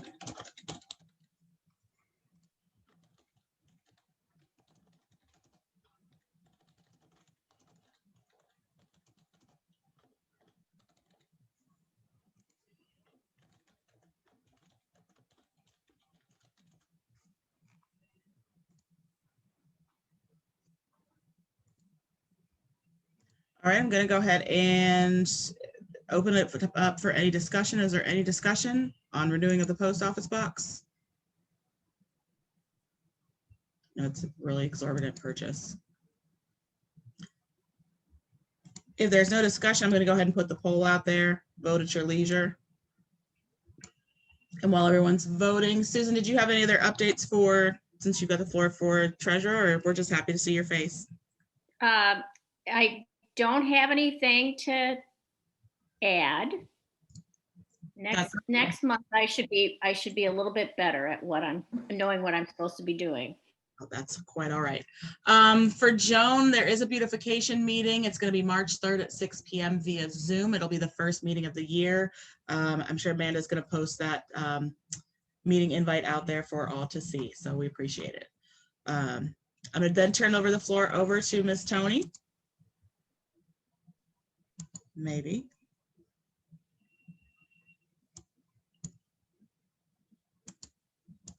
Miss Rosemary.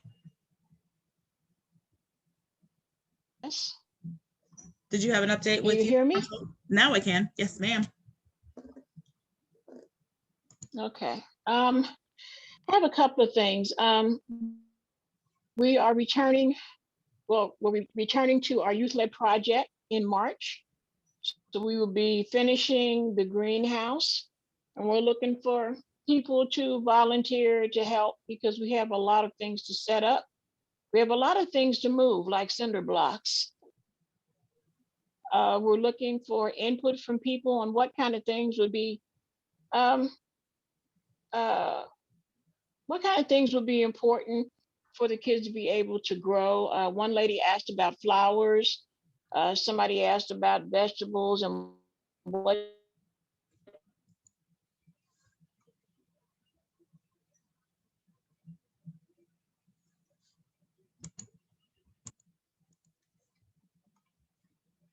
working with Indy with coming up with some type of survey for youth to see what they might be interested in. Since this is a youth committee, what they might be interested in for the summer. I will also probably be working with Joan and with someone else if we get the funds that we requested, to see exactly what we will be doing this summer, because we're interested in doing something more educational.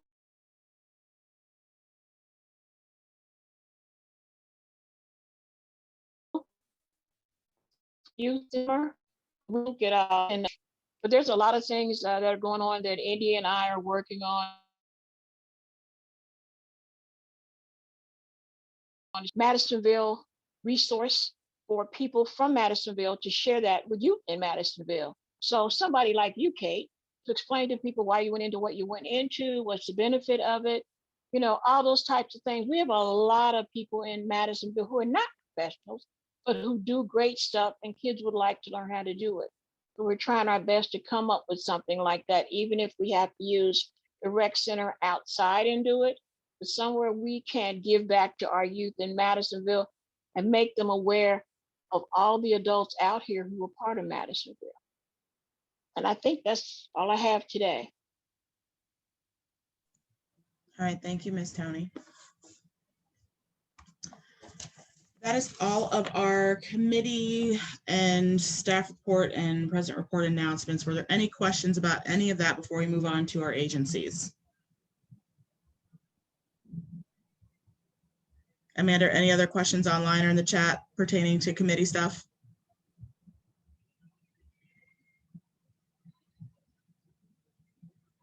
I think I froze again. No, ma'am. Okay. All right, going to move on to our agency announcements. Ms. Kathy with Artsville, you've got the floor. Did you want to do weed and seed at the same time?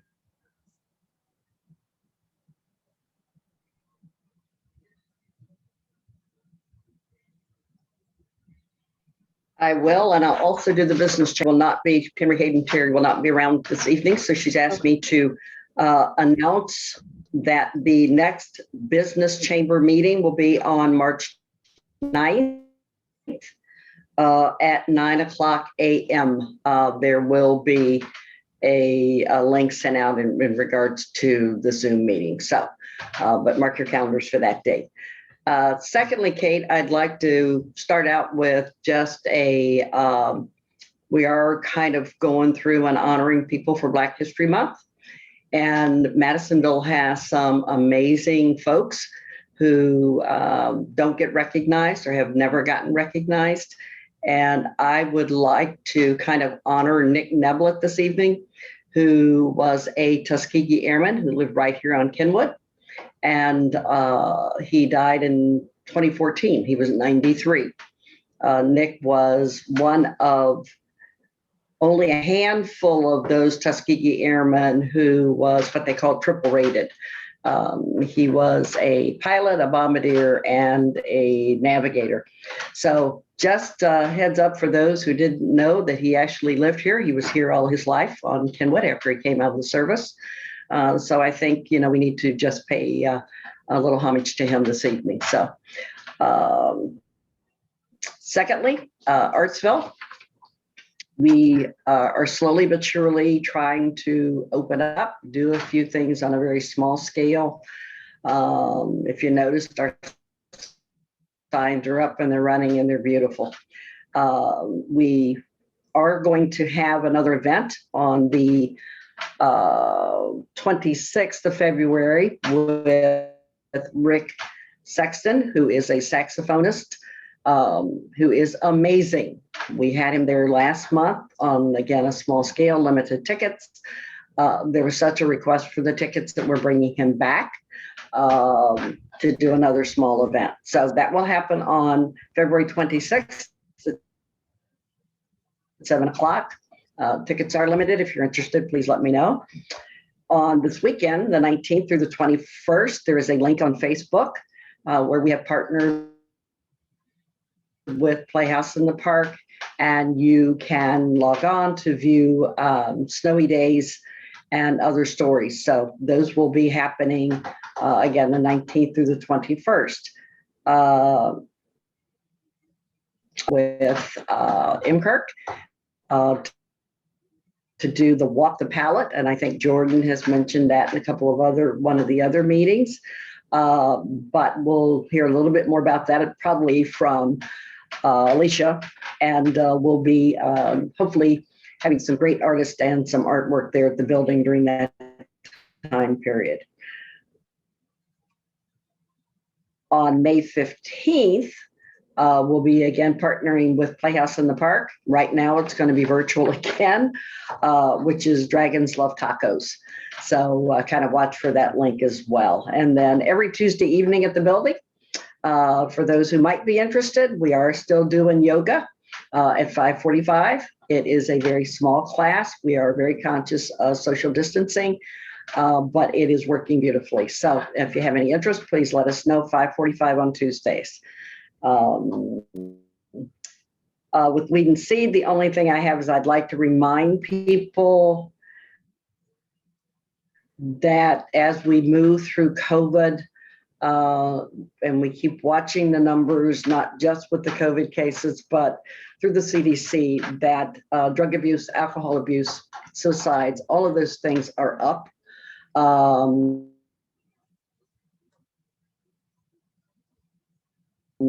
Any help, or if you need someone to talk to or to get any information, please reach out. We're here to help. So just keep that in mind. And that's all I have. Thank you, Kathy. We do have a question from Dave. Mr. Capisser. I think I allowed you to talk. Could you? Yep. We can't hear you, sir. There we go. I still have the question out on the chat on who is responsible for confirming membership renewals? Membership renewals, we just got the 2021 membership card, so we'll be getting those out to everyone that's paid their memberships thus far. If you're on this call, you got the invite, which lets us know that you are a member of the Community Council for 2021. Okay, that clarification wasn't previously made. That's why I asked. Not a problem. Nope, appreciate it. Thank you for reminding me. We had a question on Facebook from Chris for Kathy. Kathy, could you spell the name of the airman? Do you have that information? Yes, it's Nicholas Neblett. It's Neblett. He lived on Kenwood and he died at the age of 93.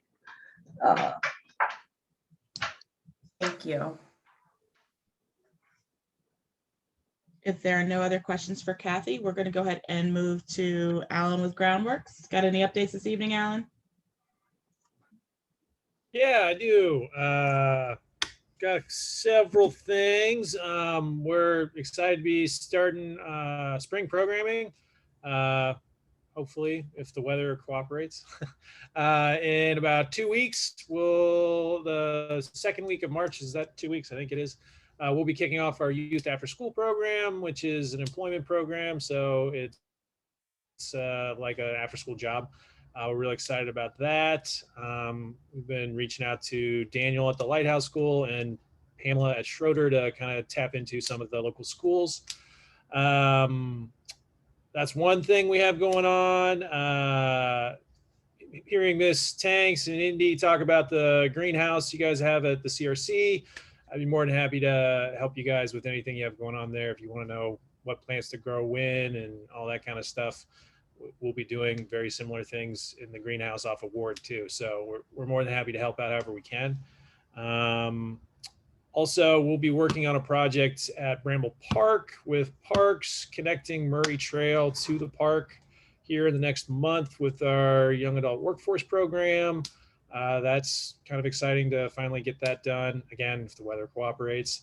And then we were talking with Kirk and you, Kate, about the farmers market and farm stand for the spring. I think that's got some legs to it. And again, Ms. Tanks and Indy with the youth council and what you guys can grow in the greenhouse there. Maybe that's a great way to engage with some of the kids and get them involved there. So there's a lot of stuff happening. Spring's always a fun time because we get to kind of come out of hibernation and start doing stuff.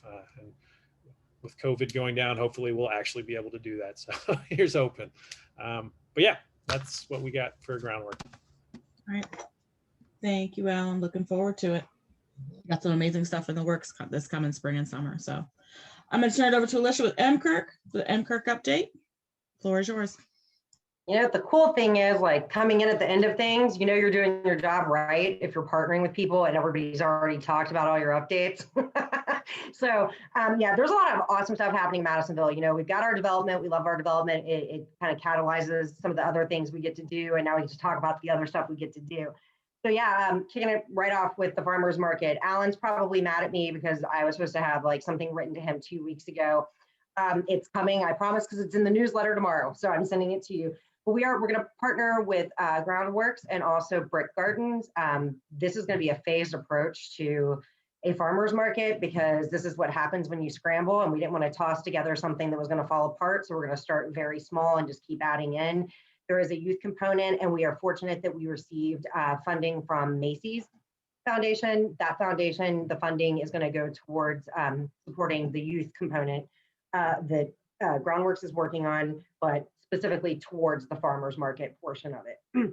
The art walk that Miss Kathy Garrison talked about, I have nothing to do with it. That's her and Jordan making magic. Keep in mind, we want to celebrate public art. We want to celebrate our local artists, but also we want to make sure our businesses are getting love. So as much as people might think that this is just geared towards, celebrating art, it's not. The goal is to get you out and get you visiting our shops that have been neglected for the last year while, the pandemic just kind of messed up everything for us. So please participate in that. I think the goal is there's going to be some hands-on activities. We're going to have some great artists throughout the Madison Business District, and we're also going to have at the Wetzel-Bramble Business Corridor, I believe there's a couple participants. We're still waiting to find out who all is going to participate. Jordan will have a map out soon, and I believe her save the date already went out on this. If you want more information, please contact her or Miss Kathy, not me, because I have no clue what's happening. I just know I'm going to show up and buy some stuff. It's going to be great. Our facade program, there are several of you, I am trying to get to stuff. We are extremely short-staffed. We have been for about 6 months now at MCirc, and I don't like to bog down employees, so I'm trying to take as much of this on as I can and not overwork somebody and run them off. This is becoming like 2 full-time jobs and a little extra. I am very tired and I am working diligently. I promise you I'm getting to everything. Thank you for your patience. I appreciate it. Park planning, that got touched on, I think, by 2 people. So luckily you have your CDC. Your CDC is your paid staff that actually has the hands-on knowledge and expertise for parks planning. And we're here for you. I'm tired, but I love parks planning. In fact, green space planning is one of my most favorite things to do. And I have a long history with it. We are working with MCC. We will be facilitating. We'll work with MCC to do some of this engagement work. The engagement work, there's a whole big process to make sure everybody gets a voice and you guys get an awesome park. And I have a cool place to go eat lunch and hang out on the weekends, right? Awesome. Transportation grant. Carrie's a rock star. Thanks for being here, dude. Carrie has been doing the work of like the planners I'm used to working with. So, and he's free. It's so nice. We are working on this grant. I'm going to be the grunt work. I'm going to do the writing. He did the real work, which is identifying what we need to be looking at. The one thing that he didn't mention, there's also ties into Little Duck Creek Trail. Bill Collins and the Little Duck Creek Trail Task Force have worked tirelessly to give us this amenity. We want to make sure that we keep making it as accessible as possible so everyone in our community can find ways to enjoy this awesome trail system we have. Speaking of trails, it looks like we have some money coming in. I don't have details. I had a weird text message that came in last week that was like, hey, I've got some money for you. And I was like, cool, we like money. So let's talk. And then the snow kept happening. And I think that person had some business issues they had to deal with the snow, but apparently we have some money. I'll let you guys know how much, what it's going to do, and where we need help with it. So that'll be coming hopefully by next month. Housing video. Mr. Pureval had mentioned that he had set in on some housing forums. I was kind of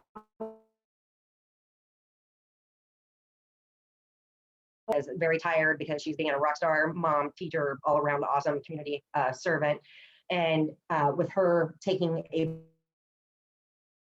break, I was waiting, but we can't wait because we have some stuff we need to do. So we are going to start working with community council to come up with how we're going to present this. I do have somebody I think is willing to do it. We're going to have a video out there on maintenance. Like if you buy a house, how do you maintain that house? I don't know about any of you.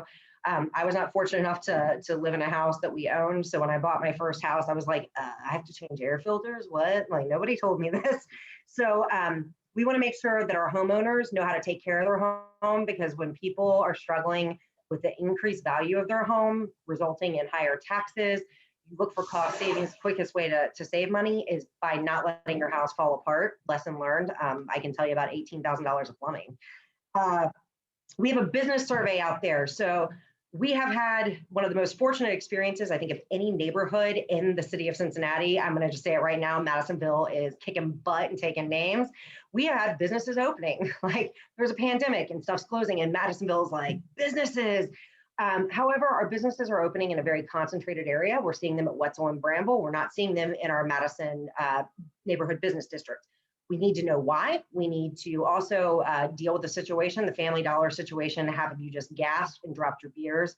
It's okay. We are working on solutions as quickly as we can. We can't fix what's happened. What we can do is fix what's happening in the future. This business survey, if you are a business owner, if you know of a business that you would want to come to Madisonville, send them the survey.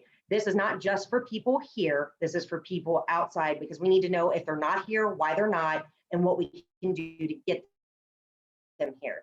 It's a fairly comprehensive survey, but it's an easy one. It shouldn't take anyone more than 10 minutes to fill out. We are getting amazing data from this. I think this is going to really help us understand exactly how to recruit, what we need to do, and what kind of programs we need to come up with to make everything a little more equitable and make sure people can afford the spaces. We've already figured out that apparently we haven't been marketing them well. We've had several businesses that are in-home businesses in Madisonville. They're like, we'd love a storefront. We didn't know there were any available. And I'm going, oh my gosh, I've not done my job. We got to do something different. So clearly it's time to change stuff up. So please send that to businesses that you'd want to see come, or if you're a business owner in Madisonville and we haven't heard from you, please contact us and fill that out. Jazz and Barbecue Fest, I'm going to make a huge apology. We have not put out the save the date. It was ready to go out. And I know that we have a committee, and our committee knew about the date, which meant other people found out about the date. We've had kind of a strange situation pop up, and there's been an ask to perhaps look at a different date. We will have that date for you next month, but we are doing the Jazz and Barbecue Fest. We're going to do the 5K. It's just going to probably be a little bit different time of year than we normally do, maybe by a week, maybe by a few weeks. Get those running shoes on, start training now. Let's all run that 5K. And by run it, I mean, I'll walk it again really slowly this year. Let's see. I think that is pretty much it. So if you have questions for Clerk, let me know. Otherwise, I threw a lot at you.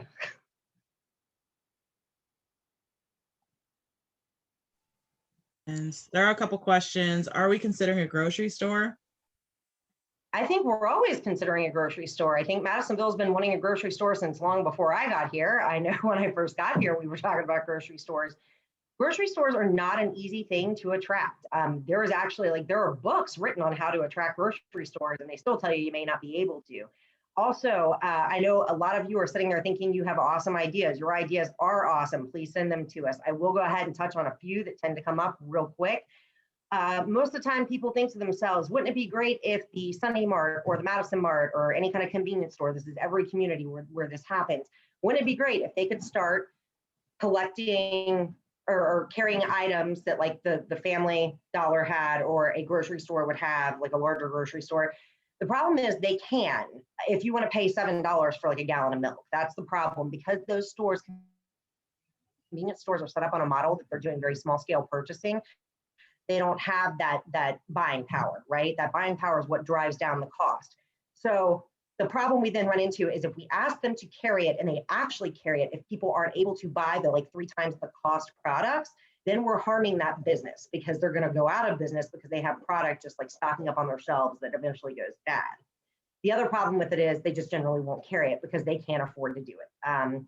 As far as attracting other grocery stores, so Kroger, let's contact Kroger. I love Kroger. I think it's a wonderful business. We're so happy to have them here. They're a little hub here in Cincinnati.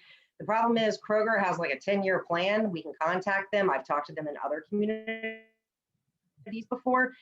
They don't have us on here. Somebody just said Aldi. Aldi's a great one. That's actually one of the ones that was on the list that we need to be talking to.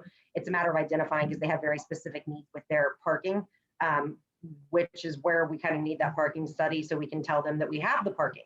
Or if we don't, how we're going to fix it, because they do require a certain amount of parking, always.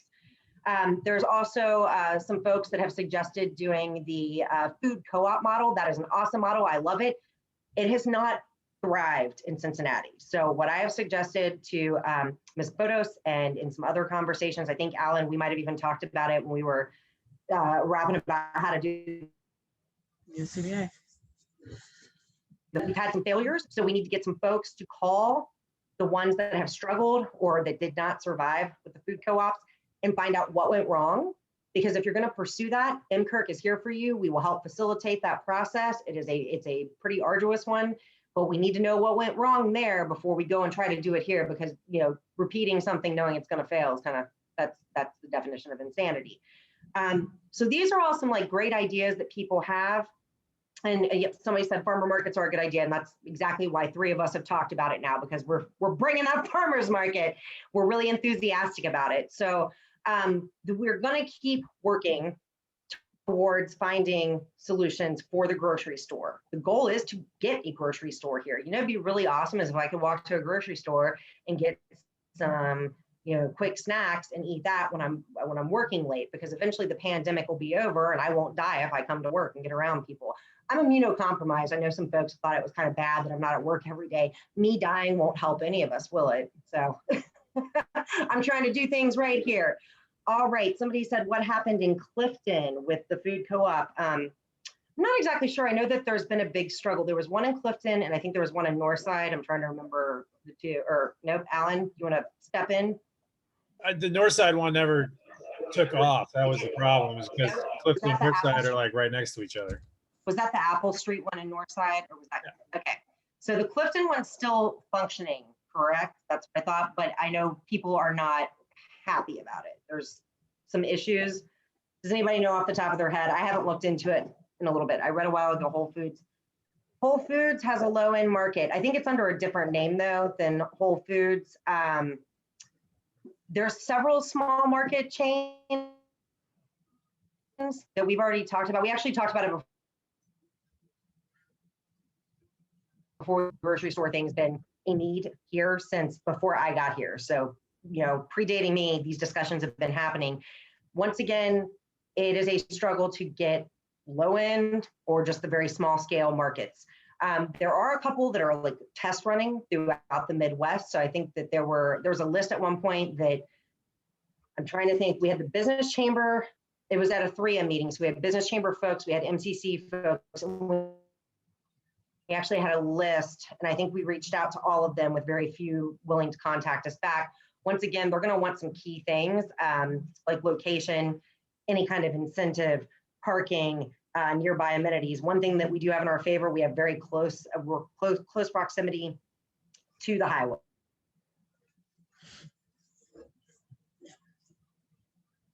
Like a small, real quick rap sheet put together we can send while we're trying to recruit. How our communities were designed and set up. They were not all set up to have a grocery store. And when a lot of the small markets went out, the supermarkets came in and everybody had like 3 cars, because that was like the 70s and 80s, you know, like coming out of the nuclear family system. Getting us back to walkable communities means we have to have markets. I know that the technical term for a food desert is a mile. That's crap, because I know full-grown, fully healthy, fit individuals that can't walk a mile carry 7 bags of groceries home a mile back. I mean, that's absurd. And then to expect an elderly person, somebody who has some kind of disability or accessibility issue, that's obscene, and it's a really silly definition. So let's see. Aldi needs 22,000 square foot, Family Dollar 7,000 square foot. Okay. Yep. Okay. Locker systems have been suggested. There's a suggestion to get a group together similar to the parking to work on a grocery store. Indy said 365 by Whole Foods. Yes, it is closing nationally. Somebody said, let's consider a package store. I'll go back to the main point is I would love to bring all of these things here. I think Mr. Bill Carroll too. I think we need an Amazon drop store, but we don't control the space. Yeah. Well, and Kate, don't forget Bill Carroll that owns, I can't remember the address, 6011. Is it 6011 Madison? Is that the right address? Am I screwing that? Yeah, it's 6011. I believe, and he spoke last month, I believe his goal is to attract a grocery store, to like a small grocery store. There's one called Lily's. There's another one that Jim Flick was working with, where he works, but he's a community member of ours. He's a resident in Madisonville. There was a list of like 5. There was another one called like G3, Kate. Do you remember the one I found? And it was like launching, I think, in Illinois. And they were trying to make a move towards Ohio. So these are all calls we've put out. And somebody said they want to do a task force to get a grocery store. Make it happen. Get together. This is, you know, get your experts and get that grocery store here, because I know the Kirk folks have been working on it for a long time. We're happy to help. So get that group together. The space at the Family Dollar is $12 a square foot. Yes. Okay. Anything else? Anne has a question. She's had her hand up for a while, so. Anne, go ahead.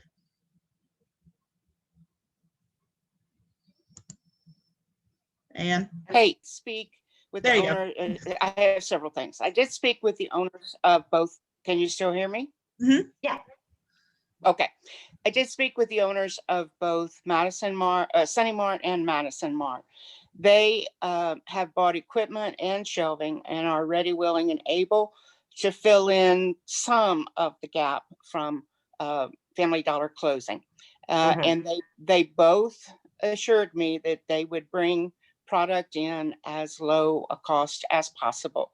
It's probably not going to be Family Dollar price, but it is an option for an immediate need. And so they've just asked residents to let them know. I talked to the Family Dollar people. They said medicine, but like Tylenol, Tums, stuff like that. And canned, boxed, and frozen, ready to eat foods. So I've passed that along to both Sunny Mart and Madison Mart, and both of them are moving forward with trying to do that. I think Madison Mart even said he was going to have pizza by the slice. So, like I said, they want to help the community. And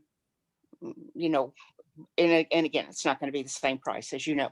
The other thing I wanted to mention is Kate knows 55 North was going to present at this meeting and ultimately had a conflict. So they actually didn't know they were going to present. They were like too busy and asked if they could come back at a different date. Like, I don't think they knew that they were supposed to be coming. They did. I talked to Susan 2 weeks ago, and oh, I'm so sorry. She sent a very different message to us, so I apologize. Okay, that's all right. She's coming this spring to talk about their spring offerings for the spring and summer. So anyway, I'm sorry. Go ahead, Ann. Thank you, Kate. But thank you so much. So just very quickly, 55 North does do grocery delivery. One needs to contact them, but basically it's a Kroger. You use Kroger Click List, and they will go pick up your groceries from Kroger and will deliver it to your house, to your front door, contactless. And maybe Amanda, I could send you that information and you could post that. Would that be okay with me? And wasn't that also stuff that was supposed to be in the senior resource toolkit too, correct? So the people who got that would have that information? True, but not everyone got a senior resource kit. I'm just saying that have the senior resource toolkit, they do have that, so they don't have to contact you or look up stuff online because they already have it. No, in front of nobody should be contacting me. They should be contacting you. I mean, contacting MCC, but basically, if you have that bag, you have that information. Yeah. Yes, and just call 55 North, and they can tell you the breadth and depth of their services. They also deliver weekly meals like Meals on Wheels, but for our immediate need of not having a grocery store, the Kroger Click List is available to be delivered to your front door by 55 North. So that's all I have to say. Thank you. No, that's great. Amanda, we'll repost, there's an article in the paper. We'll repost that article and put their information forefront. We'll do that this week. So that's a great idea.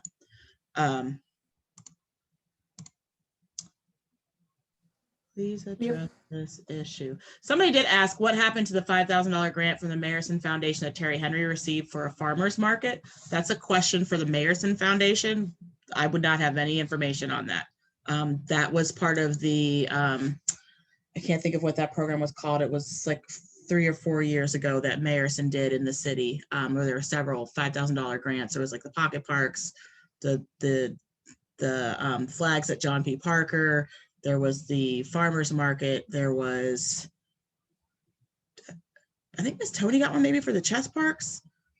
There were several different ones, but that was run by the Mayerson Foundation. So I'm not sure who asked that question. It was anonymous, but you need to reach out to the Mayerson Foundation for that information. Amanda, were there any other questions online? I'll tell you, as I know that there was, if you remember correctly, we had started that we farmers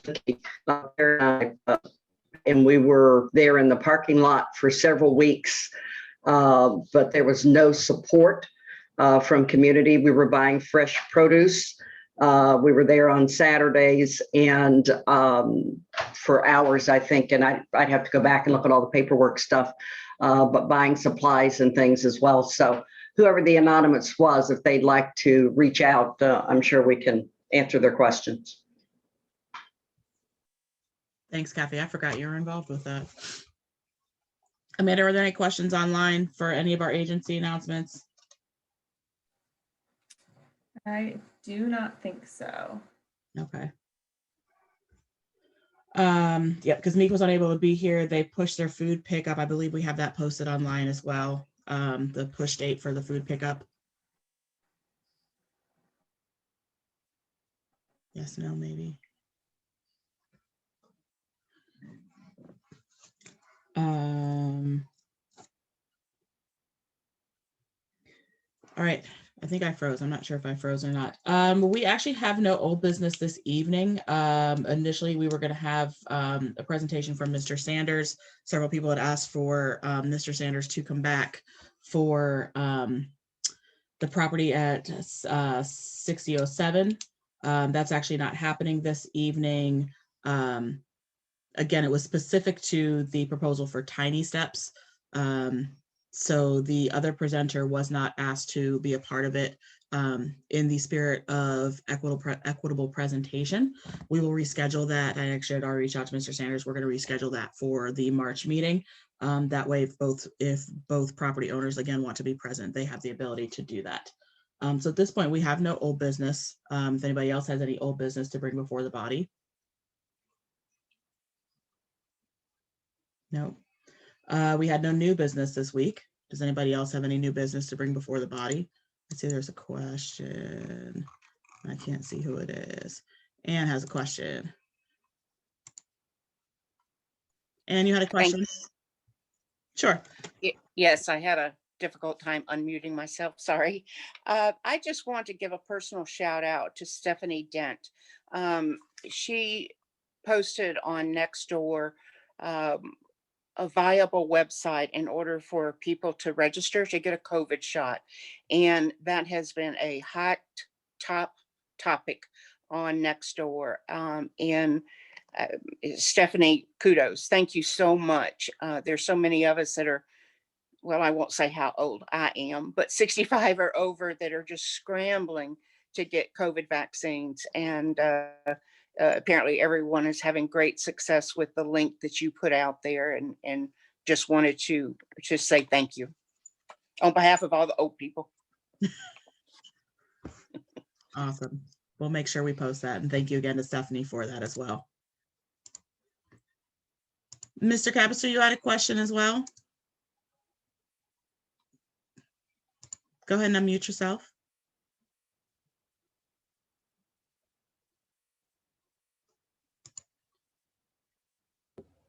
There we go. Just one of the other things to pay attention to is my wife and I got registered with the Cincinnati Health Department last night. And I have previously registered with them. So I was really surprised on how smoothly it ran. So if you haven't registered with the Cincinnati Health Department, you are in Cincinnati, they ask demographic information and things like that, but we're registered for an event happening at the Duke Energy Center this weekend for Saturday. So pay attention to the Cincinnati Health Department. We were really surprised how smoothly it worked. Awesome. Thank you for that information. Appreciate it.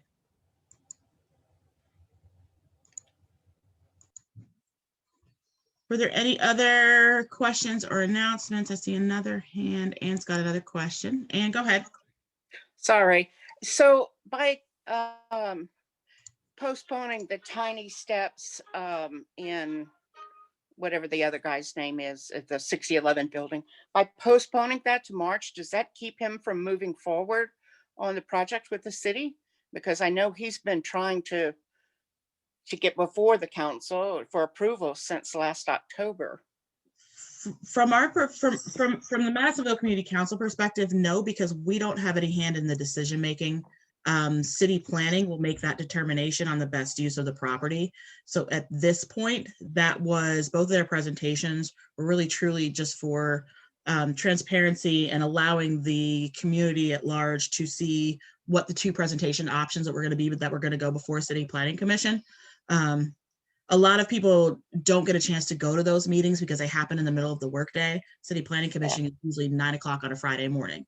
And so often we hear from people saying, I didn't know that it was happening until it already happened. Yeah. Both of those presentations gave the option or gave the opportunity for it to be basically in the records forever, yay internet, but for people to go back and see it, go back and see it, ask questions. We've seen other questions. It allowed city staff to hear the questions that the community was asking. Yes, yeah. To go back and then, as needed, go back and ask both of those property owners any additional questions or points of clarification with what's already been submitted. Right. So they both could go to the city at this point, and it wouldn't have to come back to community council. Yes, based on the city process, yes, because when we talked about it with the board, the thought process is both of these property owners are members of our community. This is one of those instances where the City Planning Commission should be making the determination for the best use of the property. As a community, us hearing it is great, but in something like this, you don't necessarily want to have a vote on best use of the property because it very often becomes ugly. And we didn't want that because both of these businesses are going to be a part of our community for the long haul. That makes sense. Okay, great. Thank you for that explanation. I appreciate it. Mhm. We got Elise has a question. Elise, yeah, I'm sorry if I should have asked this before. This was my first council meeting. For the Madison and Stewart project, can you maybe share a little bit of what you might have heard in talking with Nick or in the building inspector? Because I kind of understand, what we've mentioned with Mark Morrison, also from PLK, and what we've been hearing from Jeff Hinkle. And I just can't quite get a good grasp of how it seems like there's so much communication and we're not really hearing stuff back, or there's not really any changes. That's such a loaded question, Elise. Because I read your post and it was very thoughtful, and you hit a lot of bullet points in terms of the safety, and I did relay that. And full transparency, I came out a couple of weeks ago and talked with both you and Jackie about the concerns with the property line. There were some issues with the roots coming up, safety concerns, where the fence was going to be, what that fence backfill was going to look like, and those safety issues. I did get some answers just in terms of, like, for instance, with the fence and the backfill. They've done the work at this point that they can do thus far, to my understanding. With the weather, with the snow, they will reassess and do additional work with the springtime thaw, because the ground is going to settle. So where it is and what it looks like now is not what it's going to look like going forward. The safety concerns were brought up. Those were, to my understanding, those were going to be relayed back to the manager of the project, the on-site manager, to make sure that those are addressed going forward. I know there were some people saying OSHA need to be called and other things. They have to adhere to very specific safety requirements. So those are very serious issues. I work at a company where, it's safety first, quality always. So those things are very important to me in terms of safety. And you and I both walked around that property in the cold of winter. So I'm very impressed to do that. in terms of what's happening with building and zoning, they will go back and reassess and review the complaints and review the concerns. Anything that's been done on that project thus far has been done just like with any other project. It's going to be done to the specifications and done based on what the code requires. Typically, and Alicia may be able to jump in and correct me if I'm wrong, because she's worked more heavily in that capacity. Anytime there are complaints like that, they take those seriously and they do review those and will go back and assess as needed. You did, if I'm not mistaken, you did forward your concerns to city building, correct? Elise, did I lose you or am I frozen again? Art Dahlberg. Oh, can you hear me? I can hear you now. I froze. Can you hear Sorry. me? Yes. Okay. Yeah, and I can loop you in. There's been a little bit more communication from Art Dahlberg, the director, and then Mark Morrison, if that would be helpful. Okay. Yeah, I mean, all we can do is again support from the residential perspective. So is it? You broke up. Alicia, or I froze. Yes, can you hear me? I can hear you. I froze? No, I think I okay. Elise, you're saying that you're getting responses from the appropriate city officials and or staff. So where is the problem? Is it that PLK is not responding to the city demands and thresholds that they have to meet as a developer receiving construction? For months and months, there's been no fences, and in my opinion, that's a very strict rule that construction sites have to adhere to. So I just don't understand how there's been a lack of adherence. And then it makes me then kind of question, first thing, all the building that they're doing is approved. You know, obviously they're following some behaviors that are not approved. We had a structural engineer come out and do an assessment where they've kind of graded our the steeper slope of it and how our garages line up to it. It just doesn't seem great. The fence is 6 feet on their end, but on our end, it's more closer to like 4.5, 5. And so, you know, for weeks we've been talking with Jeff Hinkle. He said he would put a retaining wall. He was going to recommend a retaining wall. Just this week again, he said recommend a retaining wall. And I just don't know where that information is not getting conveyed to say that PLK then agrees with that, because all PLK is saying is like they're not doing anything different except for coming back and cleaning it up or filling it in. And, you know, we've since I think last week have been, you know, sharing more information with Art Dahlberg, but he says they're investigating it, but we're not getting any updates after we submit all this information. Okay, so I know very little about this other than what I've seen in social media and kind of heard through the grapevine, so I apologize. But in this instance, when you're working with a situation where you have a developer that is buy a property, I always suggest, you know, like first try the easy route, go to the developer and see if they're not a normal developer and they just want to fix everything for you, which that if you get that one, then you have lucked out. And I'll just say we've had countless conversations with Mark Morrison, who's the VP of construction, and it's not gone well. So when it doesn't go well, at that point, you're hurting yourself if you keep trying to go that route. So the next step, go to the city and go to the appropriate departments and start asking the questions. Or if they're, I mean, it depends on what the issues are. Like if there's an issue where you feel like there's water runoff that's going to flood your house, you know, you might be wanting to have a conversation with wastewater. If there's an issue where you feel like there's a safety issue because they don't have a fence up, then you need to contact the appropriate people in planning, whoever issues permits, and start asking them to come out for site visits, because they can certainly do that. They have people that do that. Now, if the city's not enforcing it and the city says that they're fine, but you feel they're not, at that point, you need to contact somebody, like a legal representative. But that's, I would at this point, like stop worrying about dealing with PLK and go to the city. And I think we have been doing that. That's, you know, Jeff Hinkle is the building inspector. Art Dahlberg is the director of buildings and operations, or I forget whatever the term is. So you're saying they're not doing their job? Like I mean, it's been maybe like a week and a half, and you know, they're asking for more information. They said they're doing an investigation, but we just want to make sure we've got a seat at the table when some of this discussion is going on. It's not just, you know, it impacts us, and we want to be able to be informed. And I think right now, if they're telling you, if the city, like they're not messing around with this, I can assure you, if the city is saying that they have those folks looking at the site and doing an investigation, they are. And I mean, you got to think that right now we've got the most snow we've had in like a decade or something. I think they're probably getting hit a little hard with that, but I can assure you that like there is absolutely no way those staff members are not doing their job.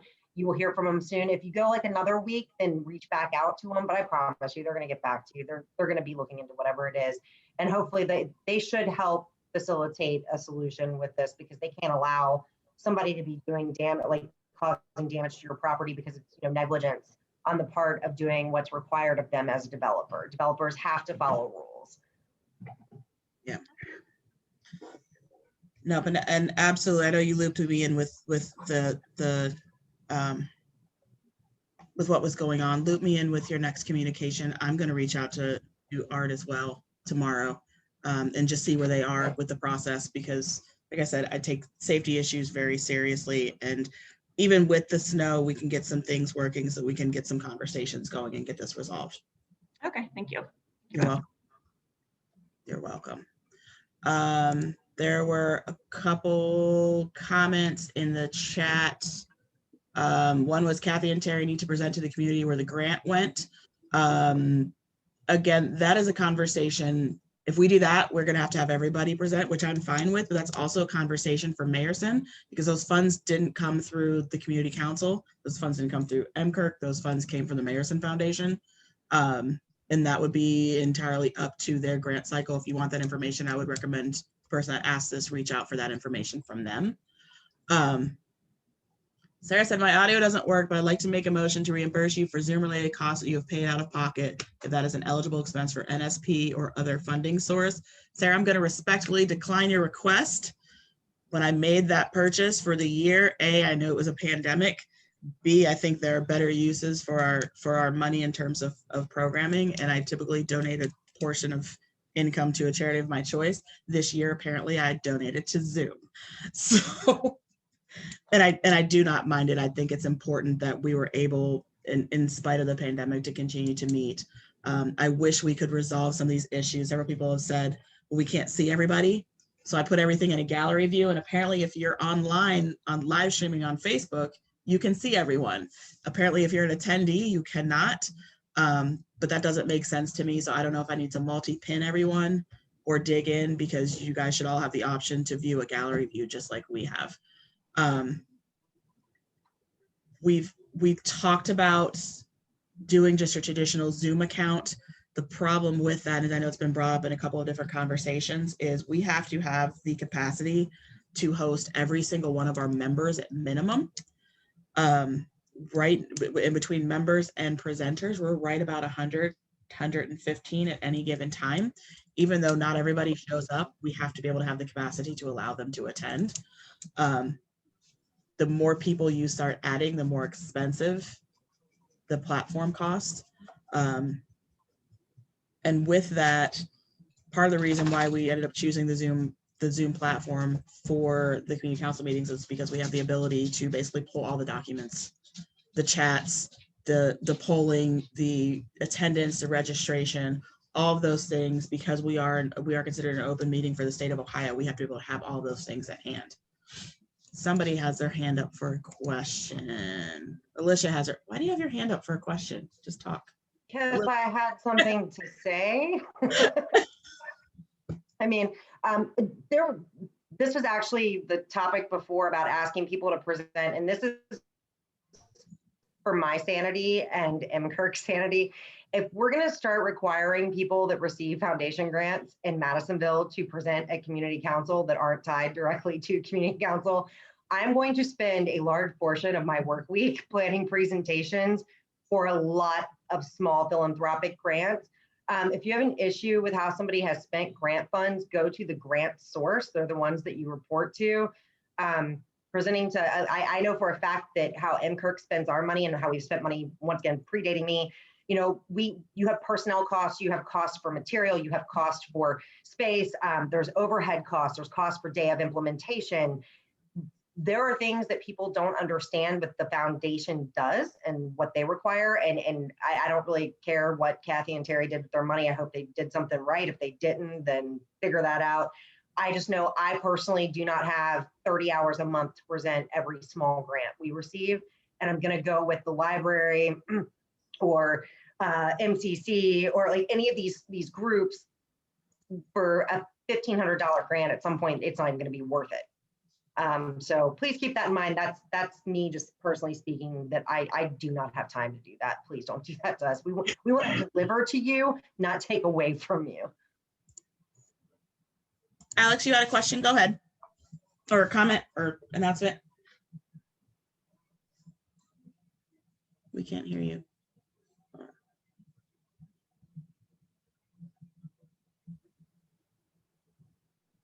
I think I froze again. No. Alex?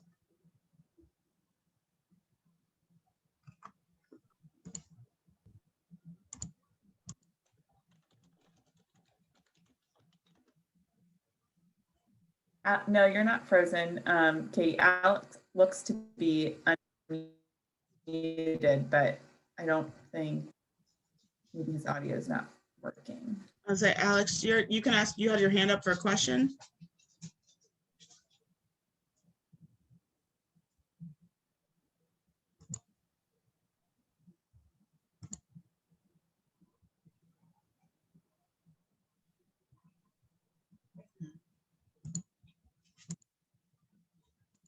Okay. Were there any other questions online or in the chat, Amanda?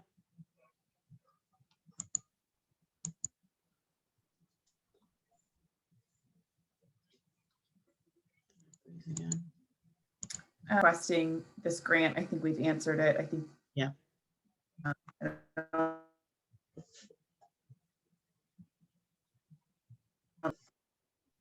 Okay. Well, if there are no other questions online or in the chat, we will see you all next month. Unless miraculously COVID goes away, we will see you all next month on the 18th of March. And I expect you all here since St. Patrick's Day is canceled. Thanks, everyone.